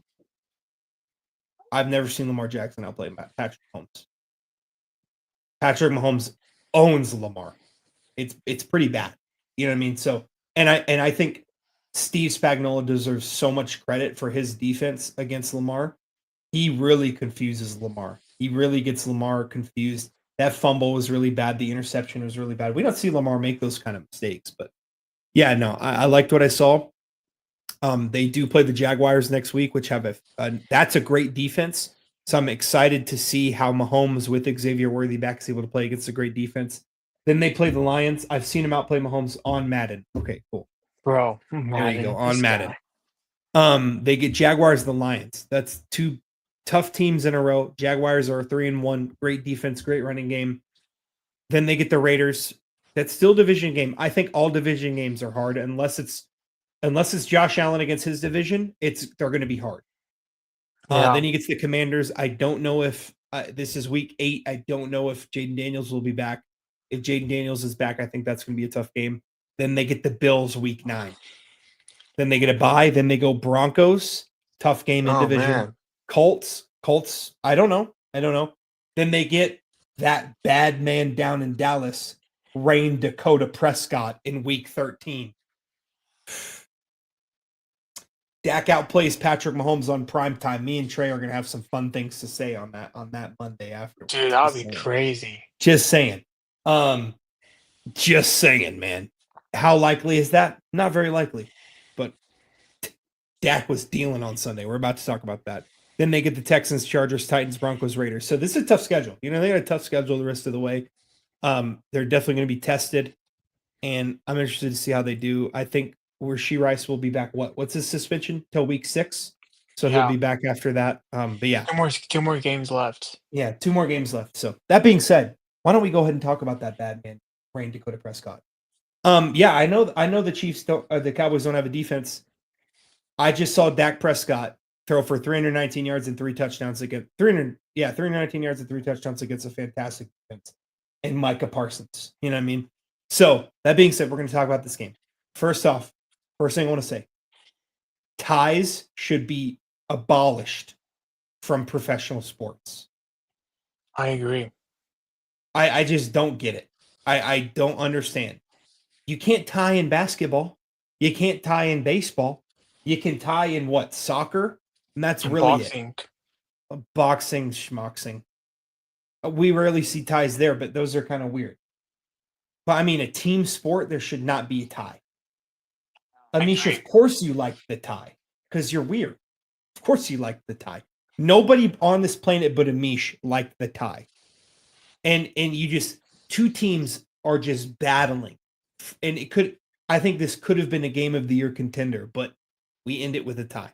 But let's kind of break this game down here. Dak Prescott, 319 yards, 3 touchdowns. Jordan Love played great, 337 yards and 3 touchdowns. George Pickens, absolute banger. So the game doesn't have to go on forever. I think this is what should happen. After two teams have scored like that, sudden death. Next score wins. Next score wins. You know what I mean? Just next score wins. I don't think it has to be that just big of a deal. It's not going to go forever. Just next score wins. I think it should have been next score wins after whatever. Like in the playoffs, this wouldn't happen. They'd play until somebody scored. You know, they'd go to college. Yeah. Games. I think do something like that. I don't know, but just fix it. Anyways, George Pickens. Here's the deal, but the overtime rule. What happened to the old school way? Which is whoever wins scores wins. What happened to that rule? Well, Like- the Bills got really angry when they didn't get a chance to get the ball in the overtime. Okay. And Okay. I get it.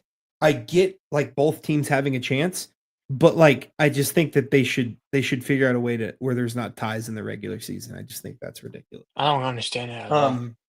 Really, really weird. Really, really strange. Like I think they should have done it to where first team to score, like if you score a touchdown in overtime in the regular season, that team wins the game. And if it's a field goal, then the other team gets a chance, and then go to the new rules in the playoffs where, you know, both teams gets a chance. That's fine. Sure. Whatever. Or something like college. But that being said, George Pickens had himself a breakout game without CeeDee Lamb, 8 receptions, 134 yards. What seemed like the game-winning touchdown. He had 2 touchdowns. He was fantastic. Romeo Doubs had 58 yards and 3 touchdowns, had himself a little hat trick there. He was fantastic as well in the red zone. But yeah, I give credit where credit's due, and I hold Dak Prescott responsible and accountable. He has been fantastic this year. He has answered the call. I mean, this team, he lost his best defensive player. He lost CeeDee Lamb. He goes out there and scores 40 against a very good defense. You know what I mean? Yeah. They had a really, really weird bad game against the Bears last year, and I just know the Bears randomly own the Cowboys. It's just how it goes. But I think the left tackle goes out. Tyler Smith goes out. He's down CeeDee Lamb and Tyler Smith. He still is wheeling and dealing. You know what I mean? Javonte Williams has been fantastic. Huge pickup for the Cowboys. They have found themselves a little bit of a running game with him. But no, Dak's been great. He was amazing in this game. That pass where he had Micah in his draws. I mean, Micah was in his face. Dak hits a fadeaway on him. Hits little Jalen Tolbert. Jalen Tolbert made a sensational play. He was leaning out of bounds. Toes were in bounds. Catches the ball. Fantastic. Just great stuff. The Packers offense looked fantastic, but the Cowboys defense is atrocious. I think it was more impressive what the Cowboys offense did than what the Packers offense did. We saw Russell Wilson do the same thing against the Cowboys. The Cowboys defense is horrible. Deron Blaine and Trayvon Diggs both suck really bad. So, but yeah, no, I think Dak was amazing. I think ties should be abolished. That was kind of my take from it. Yeah. Number one, Dak played a great game. I picked critical of Dak Prescott too. But you know what he did? He did what he had to do, and he won. He counted when they all counted the most. He won the game. Dak Prescott really had. I mean, this dude had. Here's the deal. I thought Packers were going to win this game by a margin. I thought Michael Parsons would have his Randy Moss game, where he just takes over and has to be finished over the Cowboys. Because back in 1998, when Randy Moss didn't get drafted by the Cowboys, you know what happened? Did you know what happened to the Cowboys, Nick? Randy Moss had 4 touchdowns, and for that, I think he had something over 1,000 yards, something like that in the game, cooking Deion Sanders 1-on-1. So, but Michael Parsons was a no-show this game, bro. He had 1 sack, but really, he just Dak was running though, and he tripped him. Yeah, it was weird because like they did credit him for a sack, but it wasn't like a traditional sack that we. Yeah, it see, wasn't you true. know what I mean, I mean, Dak Prescott threw a bomb to I think it was Turpin or Tolbert, but he threw a massive fadeaway. I'm like, oh my gosh, yeah, that bro. was to Tolbert. Yeah, Tolbert, yeah, and I'm like, dude, this guy is him. Here's the deal: Dak Prescott, in my opinion, is a two, top three, probably top three quarterback in the NFC. in the NFC. Oh, Probably Matthew Stafford and also Jaden Daniels when he's healthy, when he's healthy, yeah. I mean, or him or Baker. But Baker. but here's the deal: why in the world is the NFL doing a freaking tied game? This is again, I agree with you. By the way, I miss you seeing at church. Hope you're doing great. I miss your hope for the is doing good, and Sharon Olivia. But I'm doing good on sound. By the way, I've done pretty good. I haven't messed up anything. Um, but here's the deal. Okay, Nick, who's the guy that's a DC for the coordinator for the Cowboys? Who is it? You talking about the domestic terrorist Matt Eberflus? I can't. That guy, dude. They need to fire him, bro. I can't believe he has a job. They need to fire him, dude. He's terrible as a DC Like I coordinator. said, Brock Purdy. Sorry, Brock Purdy did terrible on Sunday. Amish, go look at Mac Jones the week part of that. Anyways, you're gonna make me mad with Brock Purdy, dude. I can't with Brock Purdy fans, dude. Another successful rage bait. Brock Purdy lost to Trevor Brown. Okay, bro. I'm not gonna read Brock Purdue lost to Trevor Brown. Okay. Who's Trevor Brown? That's our friend Trevor Brown. Who? It's a friend of ours, Trevor Brown. Oh, okay. I was like, who in the world is Trevor Brown? But anyways, the Cowboys, they're really good. I think if they had a good DC, a good defensive coordinator, probably something special, but they don't. And I think they need a passing rush. If I'm Jerry Jones, go get Myles Garrett. Go find a way to get Myles Garrett, dude. Go get Myles Garrett, Jerry Jones. With what? Cut people.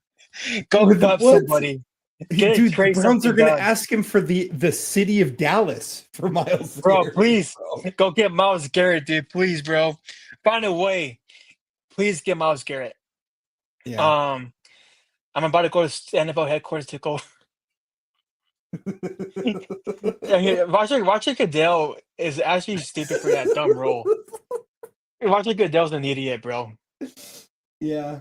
Roger Goodell. This is Roger Goodell's fault because actually no, it was the owner's fault because owners actually work for Roger Goodell. The owners voted for it. Well, Roger Goodell works for the owners. Yeah, he works for the owners. Yeah, so it's not his fault. It's the owner's fault.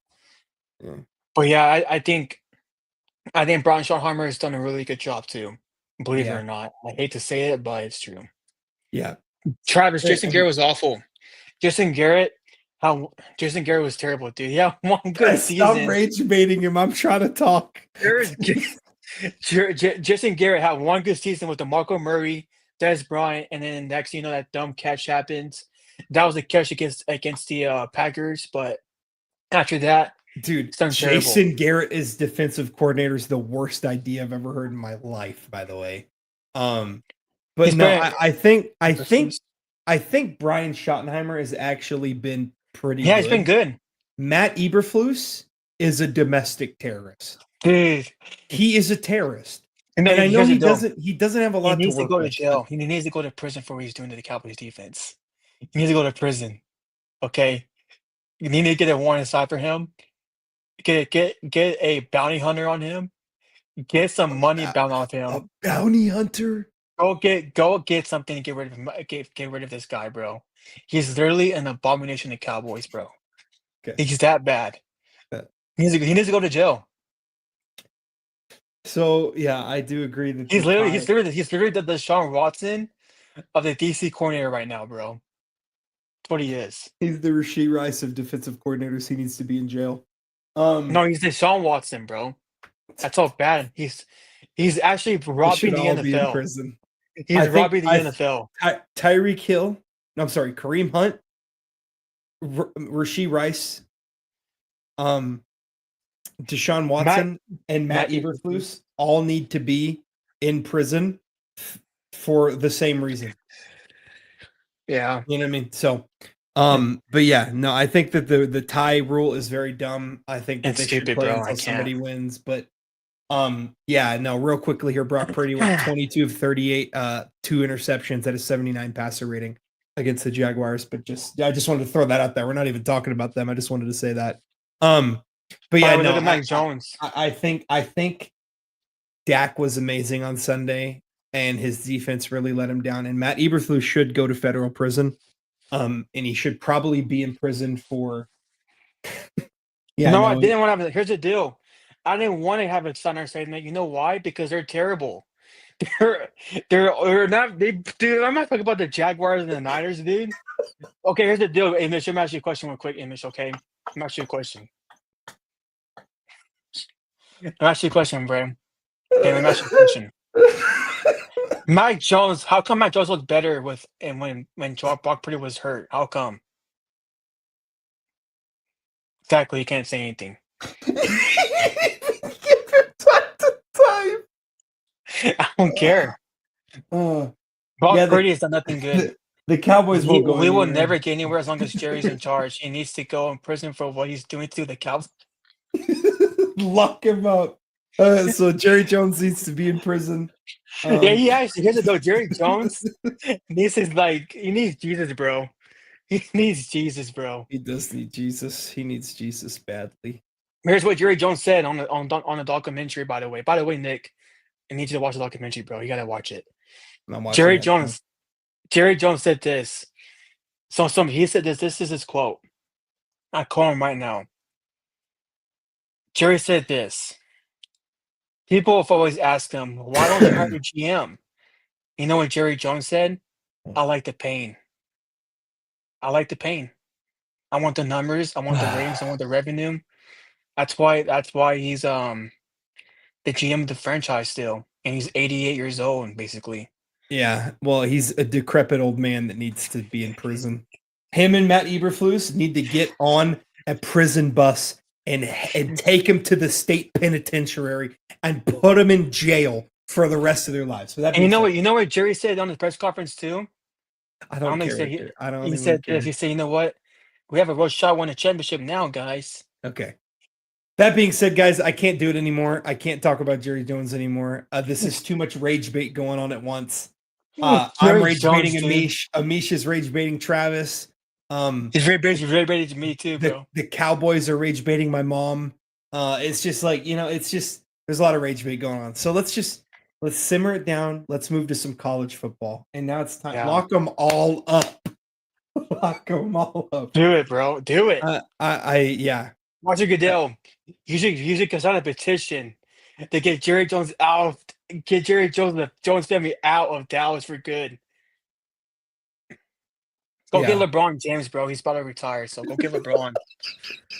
Go get Michael Jordan, bro. Don't get Michael Jordan. No. Hey, go get Oprah Winfrey. Okay. Anyways. Go get Oprah Winfrey, bro. Go get Winfrey. Go get Obama if you have to. Go get Trump. Okay. Go get somebody. Okay. We're gonna move to some college football. Let's do it. I can't do it. I can't do the Cowboys talk anymore.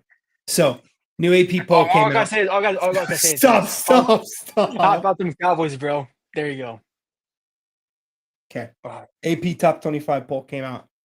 We see some big movement in this top 25. Ohio State stays where they're at 1, We have a new number 2 after Penn State loses to. I'm sorry, Miami. I'm sorry, Oregon moves to number 2 after Miami does nothing. They had a bye week, so they got dropped. Oregon did beat Penn State, which was number 3, so they were able to move up to 2. Miami drops down 1 spot to 3. Ole Miss with a big win over LSU goes up 9 spots to number 4. Oklahoma does nothing, and they sit there right at 5. A&M also had a bye week. They sit there at 6. Penn State drops down to 7. And then Indiana moves up to 8. Texas moves up to 9. Alabama moves up to 10. Texas Tech moves up to 11. Georgia drops to 12. LSU drops to 13. Iowa State stays where they're at 14. Tennessee stays where they're at 15. Vanderbilt moves up to 16. Georgia Tech moves down to 17. Florida State takes a huge drop down, the biggest movement in the entire AP poll, moves down to 18. That's 10 spots dropped after they lose to Virginia. And by the way, I think the Florida State wide receiver is dead. I don't know, but he missed the catch on 4th down, and they immediately stormed the field. And there's no way he's okay. I don't know. Dude, that's crazy. That was crazy. That was very, very crazy. That's insane how it actually happened. Missouri goes up a spot to 19. Michigan drops down 1 to 20. Notre Dame goes up 1 to 21. Illinois jumps up 1 to 22. BYU drops up 2 to 2. I'm sorry, goes up 2 to 23. Virginia, brand new on the poll at 24. That's the fakest ranking ever, by the way. Anyways. Arizona State on the list as well at 25. So that being said, the thing I want to talk about here, Texas Tech is ranked above Georgia and LSU. Wow. Now, they didn't play anyone this week. They had a bye week. They play Houston on Saturday. But just seeing Texas Tech sandwiched in between Alabama and Georgia feels pretty surreal. It feels pretty cool. Yeah. You know what I mean? I mean, Virginia's 4-1. Let's just go ahead and take a look at their wins here. Let's just take a look at their wins. You know, let's take a look at their wins real quick. So they beat Stanford, okay? Is Andrew Luck there? No. They beat W&M. Hold on. William and Mary Tribe. Is that a couple? It's a college football team. William and Mary Tribe. I don't know who that is. Sounds like a couple. They beat the North Carolina State Wolfpack. Then they beat the Coastal Carolina Chanticleers. And then they beat Florida State. Florida State, big win, right? Yeah. It's football. People, I just don't know if we can put them on. I don't know. Maybe I'm being a little harsh, but I don't think they have a resume for a top 25 team. I know they beat Florida State, but that could just be a one-off. I don't know. They play Louisville on Saturday. I don't know. We'll see what happens. But anyways, yeah, Texas Tech being ranked there, I think, is pretty awesome. They do play Houston.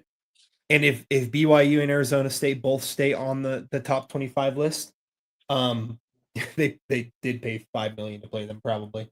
If BYU and Arizona State stay in the top 25, that's 2 more ranked teams for Texas Tech to play against. They demolished Utah last time we saw them. Utah got a win this week. It looked great.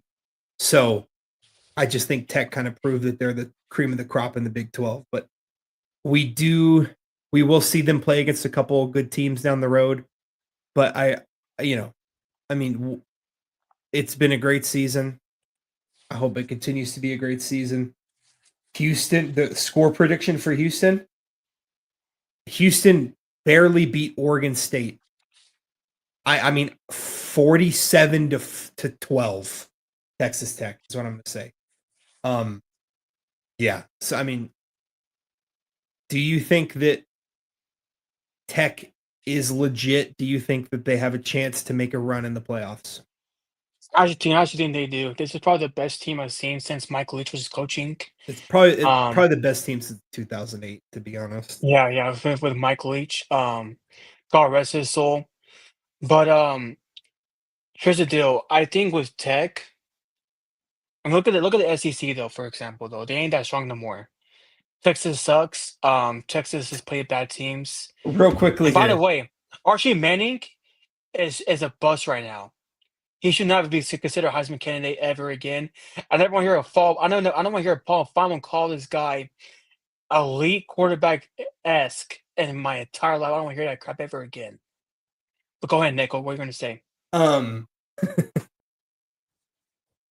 Texas is 3 wins. They're 3 wins. The combined record of those 3 teams is 2-11. Wow. And by the way, this was the best team since and Mike that was the best team hands down according to the AP polls and everybody that in the media basically. So I think Texas Tech's legit. SEC's kind of run down a little bit. Georgia's all right, but they ain't that good. Alabama sucks. They need Nick Saban back big time. The Big Ten's all right too. Hey, they had a big win. They did, but barely though. They beat It Georgia. looked shaky. They look a little They shaky beat though. Georgia. That's a They good look win. shaky. They look shaky though. I don't know. It ain't the same. You more just like you just don't like it because Nick Saban's gone. I hate the fact he's gone, dude. I hate it. I miss my No, coach. they bro. beat Georgia. They I looked miss really Saban. good. I know you miss I Saban. miss- I know you I miss wanna- Saban, but When he retired, Alabama's a good team. They're a good team. when he retired, I cried.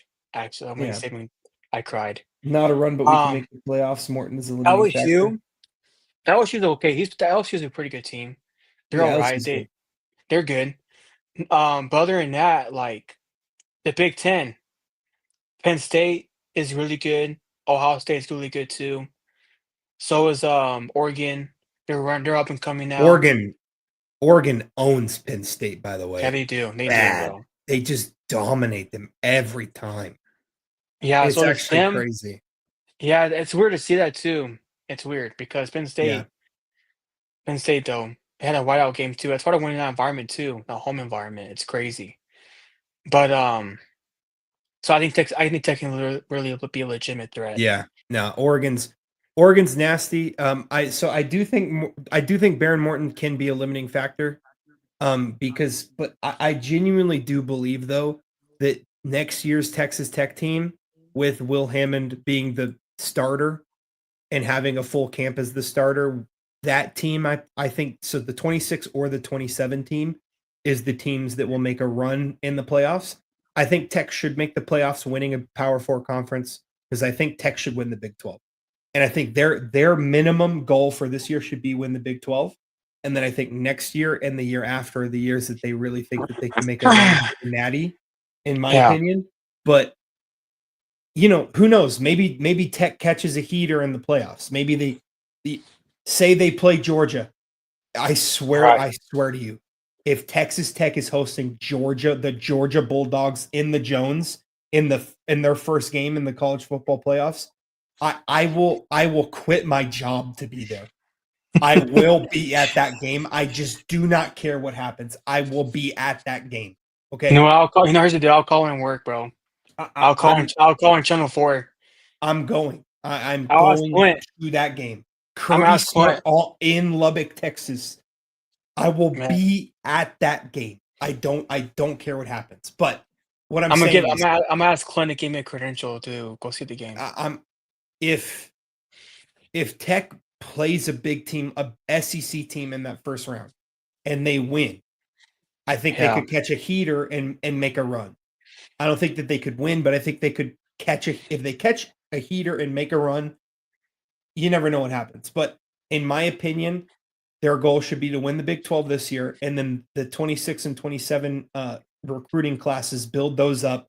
So by the time in 28, that's when it's really time to make a run. You know what I mean? So, going back to Oregon, they won a Penn State whiteout. That's crazy, bro.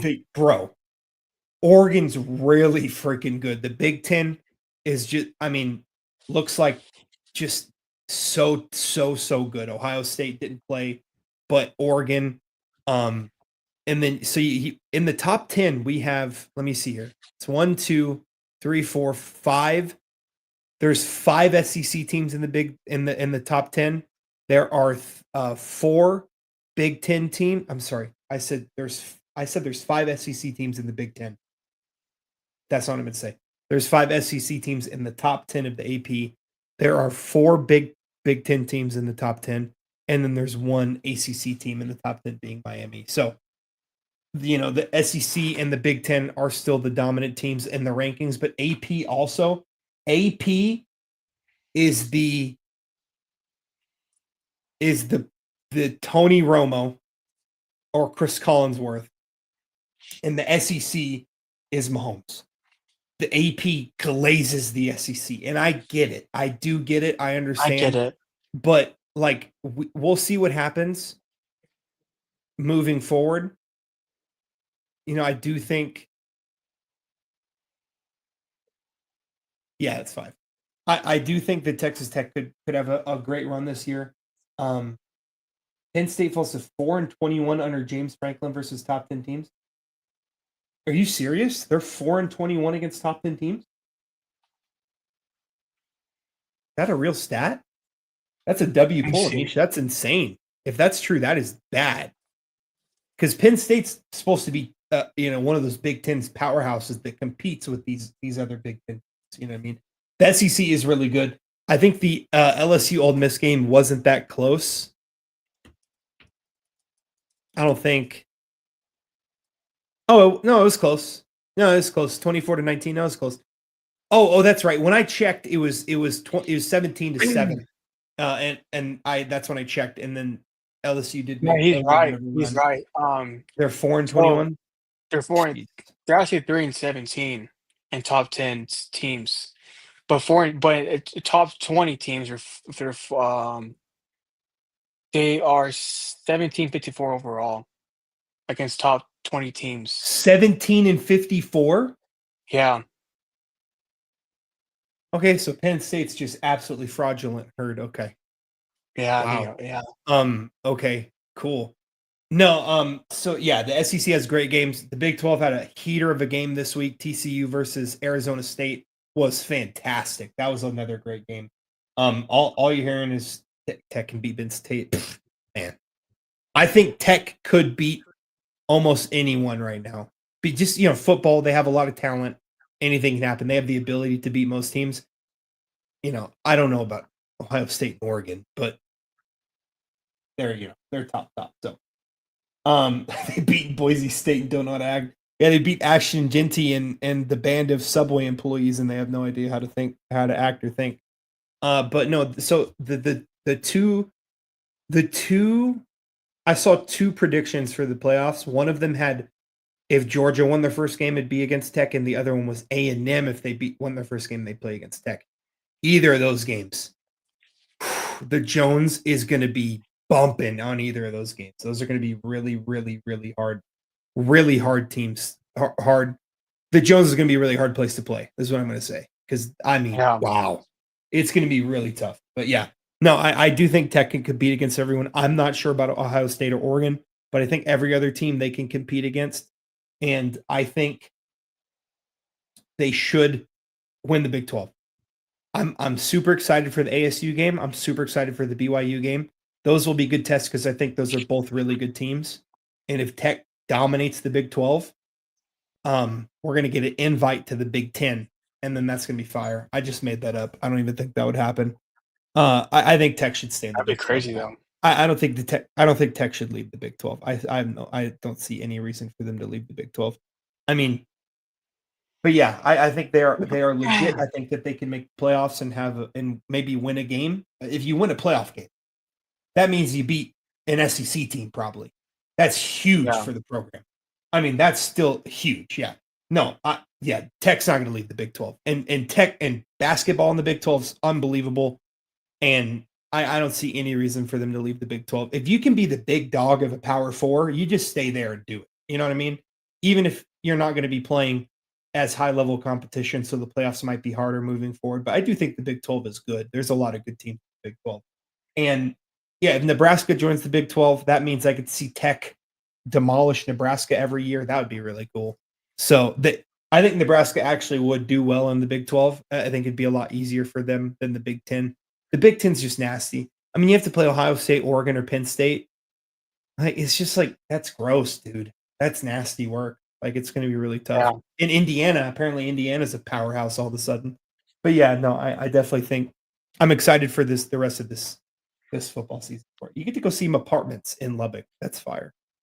But yeah, do you want to do your WT breakdown? Yeah. So this past Friday, Saturday night, WT did win against Western Oregon. They demolished them 35-7. I did some post. We did a post game interview with the running back who had an amazing game as well. This week will be homecoming for WT. So I think they're playing I forgot who they're playing. By the way, Western Oregon has some top.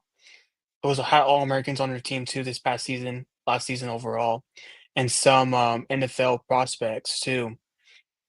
In Divisional 2, by the way, but WT finally beat this team. Western Oregon owns WT the past 3 years, but WT finally got their win. So next week we play. I think we play Eastern Mexico, if I believe, and I'll get to do a post game interview. Stay tuned for social media and for at TV Gig at WT. Stay tuned for that. So. All right, yeah.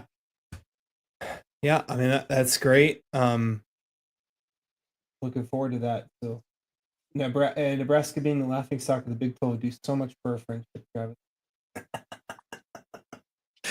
Travis would be laughing as he put his tech pull on. He's ready for whatever outcome might happen. But yeah, where are we? Oh my goodness, we are 2 hours into this episode. Okay, we're gonna have to cut something out. I think we moved to the Ryder Cup.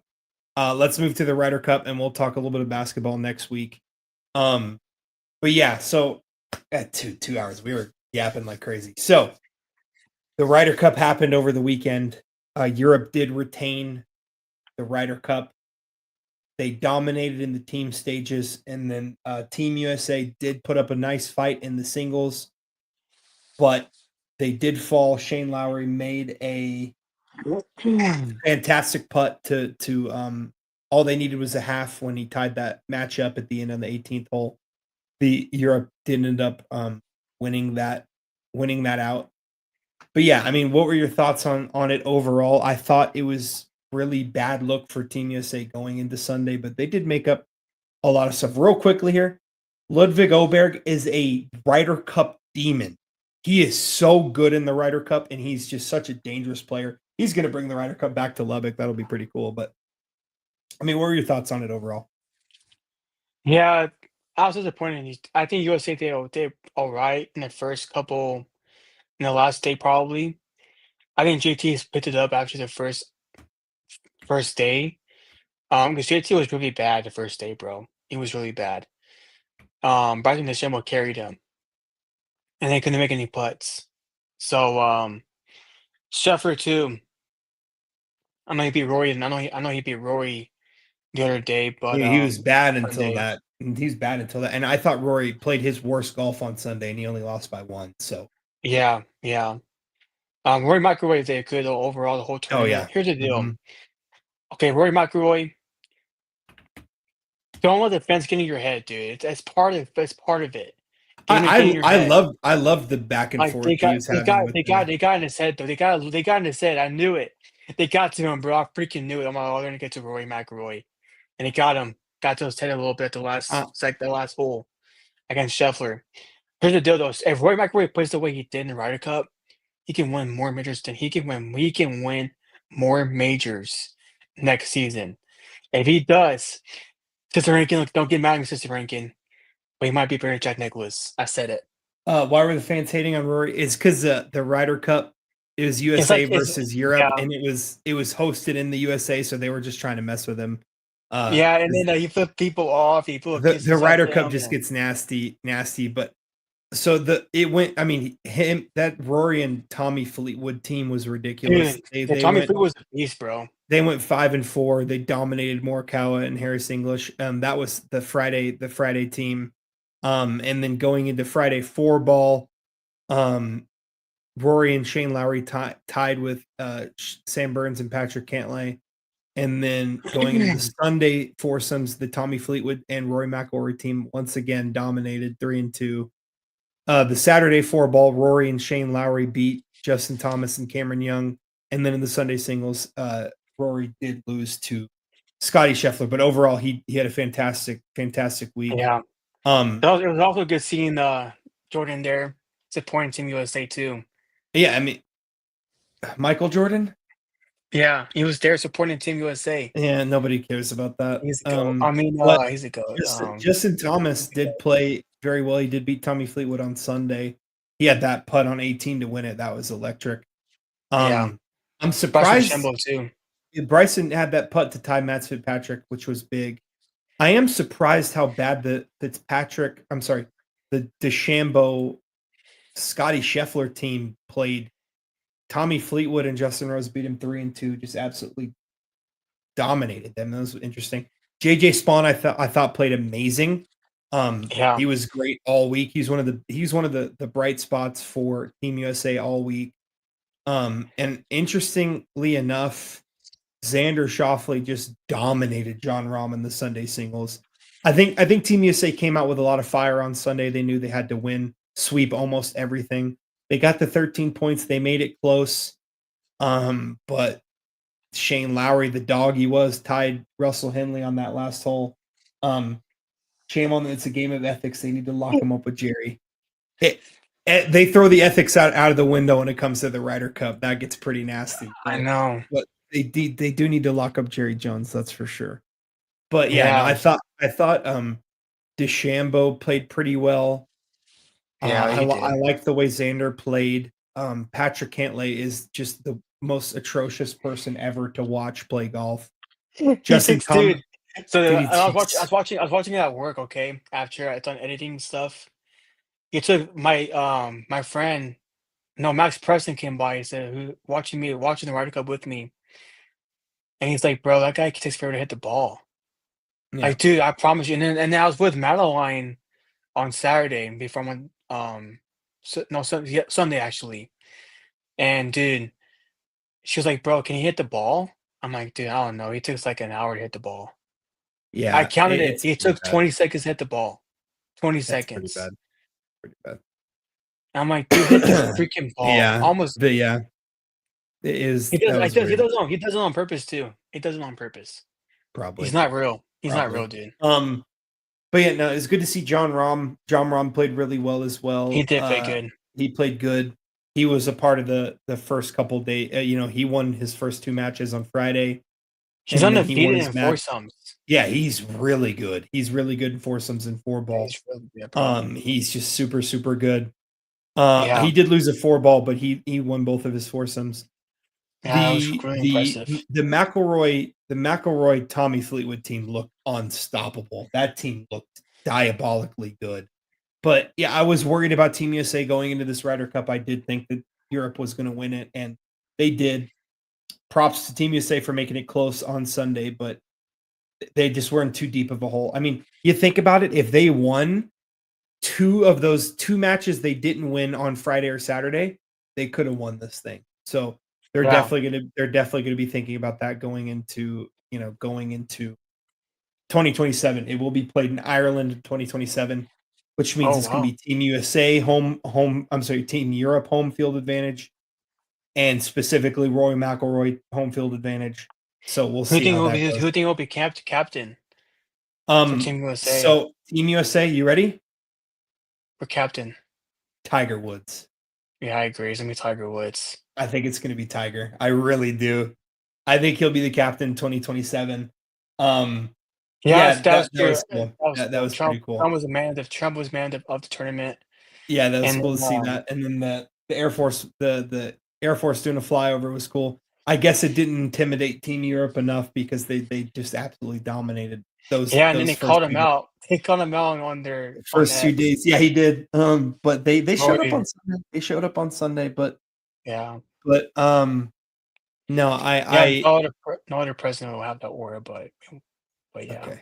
Anyways, I had to say that. um, I had to say. I think it'll be Tiger in 2027 being the Team USA captain. I really do, and I think that would be pretty awesome. I really do. Yeah. So, that would be cool. I don't know who's going to be Europe's captain.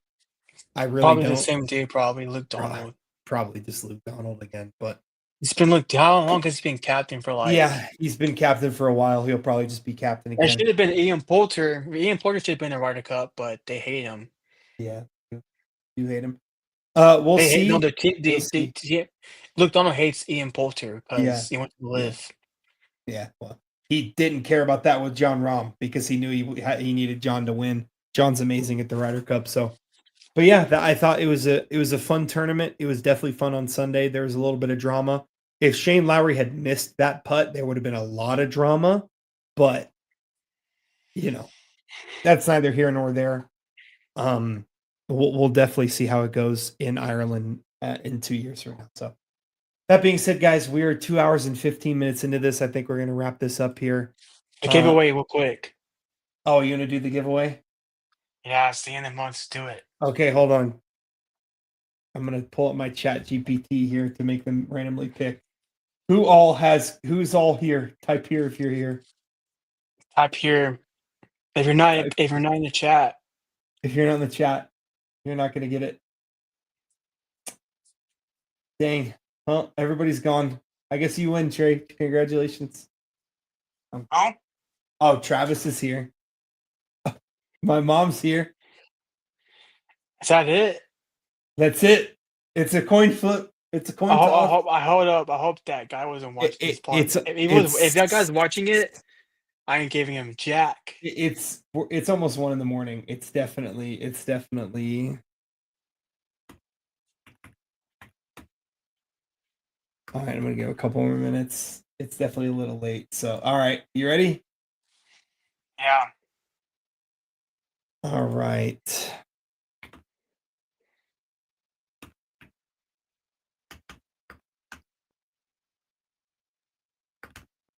So we just got. All right, here we go. It's a tie. No, we don't tie here. All right. And the NFL. ChatGPT picked Travis to win. Travis, congrats, bro. I said for giveaway, pick between Gina or Travis. Said for giveaway, I'd pick Travis. Congratulations, Travis, is what ChatGPT says. So, lock up Travis. Lock up Travis, bro. Yeah, lock up Travis for saying the Cowboys are. Lock him up for saying Pickett's the best wide receiver in the NFL. Lock him up for that. Lock him up. And lock him up too for giving me a bad downfall on Malik Neighbors, bro, because he was mad at Nick. Bro, Travis did not make.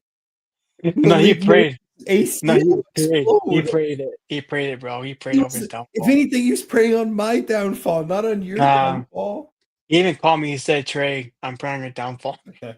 Lock up ChatGPT. Oh, okay. Let's see. Oh, okay. Yeah. Lock him up. It's not your fault, Travis. Trey's just bitter. He's just bitter. And listen, he tried to help you. He did multiple instances where he tried to reverse the trade, but it's set in stone now. And you have to deal with it. Malik Neighbors' knee exploded. Puka could still get hurt. He's definitely injury. He ain't getting hurt. That guy ain't getting hurt. He's injury prone. I don't know. If Matthew Stafford goes down, who's their backup quarterback? I don't even know. I think it's like Stetson Bennett. I don't even remember who it is. So, but yeah, congratulations, Travis. Trey will be reaching out with information about the giveaway. I got you, bro. I got you. But I'm gonna give you a cheap one because you're playing on my downfall, bro. That being said, guys, we're gonna get out of here. We appreciate y'all for stopping by. Congrats with no exclamation points or emojis. Yeah. Yeah. We're gonna get out of here, guys. Thanks for stopping by. Thanks for commenting. Those who are here, thank you very much for being here. If you watched earlier, Travis, bro, stopping by. Giveaway. If you're gonna watch it later, we appreciate you then. Remember to like, comment, except for that one guy, he bring out watch my paw if I find out. Doing all those things helps us out a lot. So thank you very much. We had a lot of fun. a little bit longer episode today. The first 30 minutes of me being on here was us complaining and crying and arguing about fantasy football. But yeah, guys, we appreciate it. We'll be back next week with a regular scheduled episode, and we will see you guys then. You'll have a fantastic rest of your day, night, or evening whenever you're listening to this. So we'll see you guys in the next one. Thank you and peace.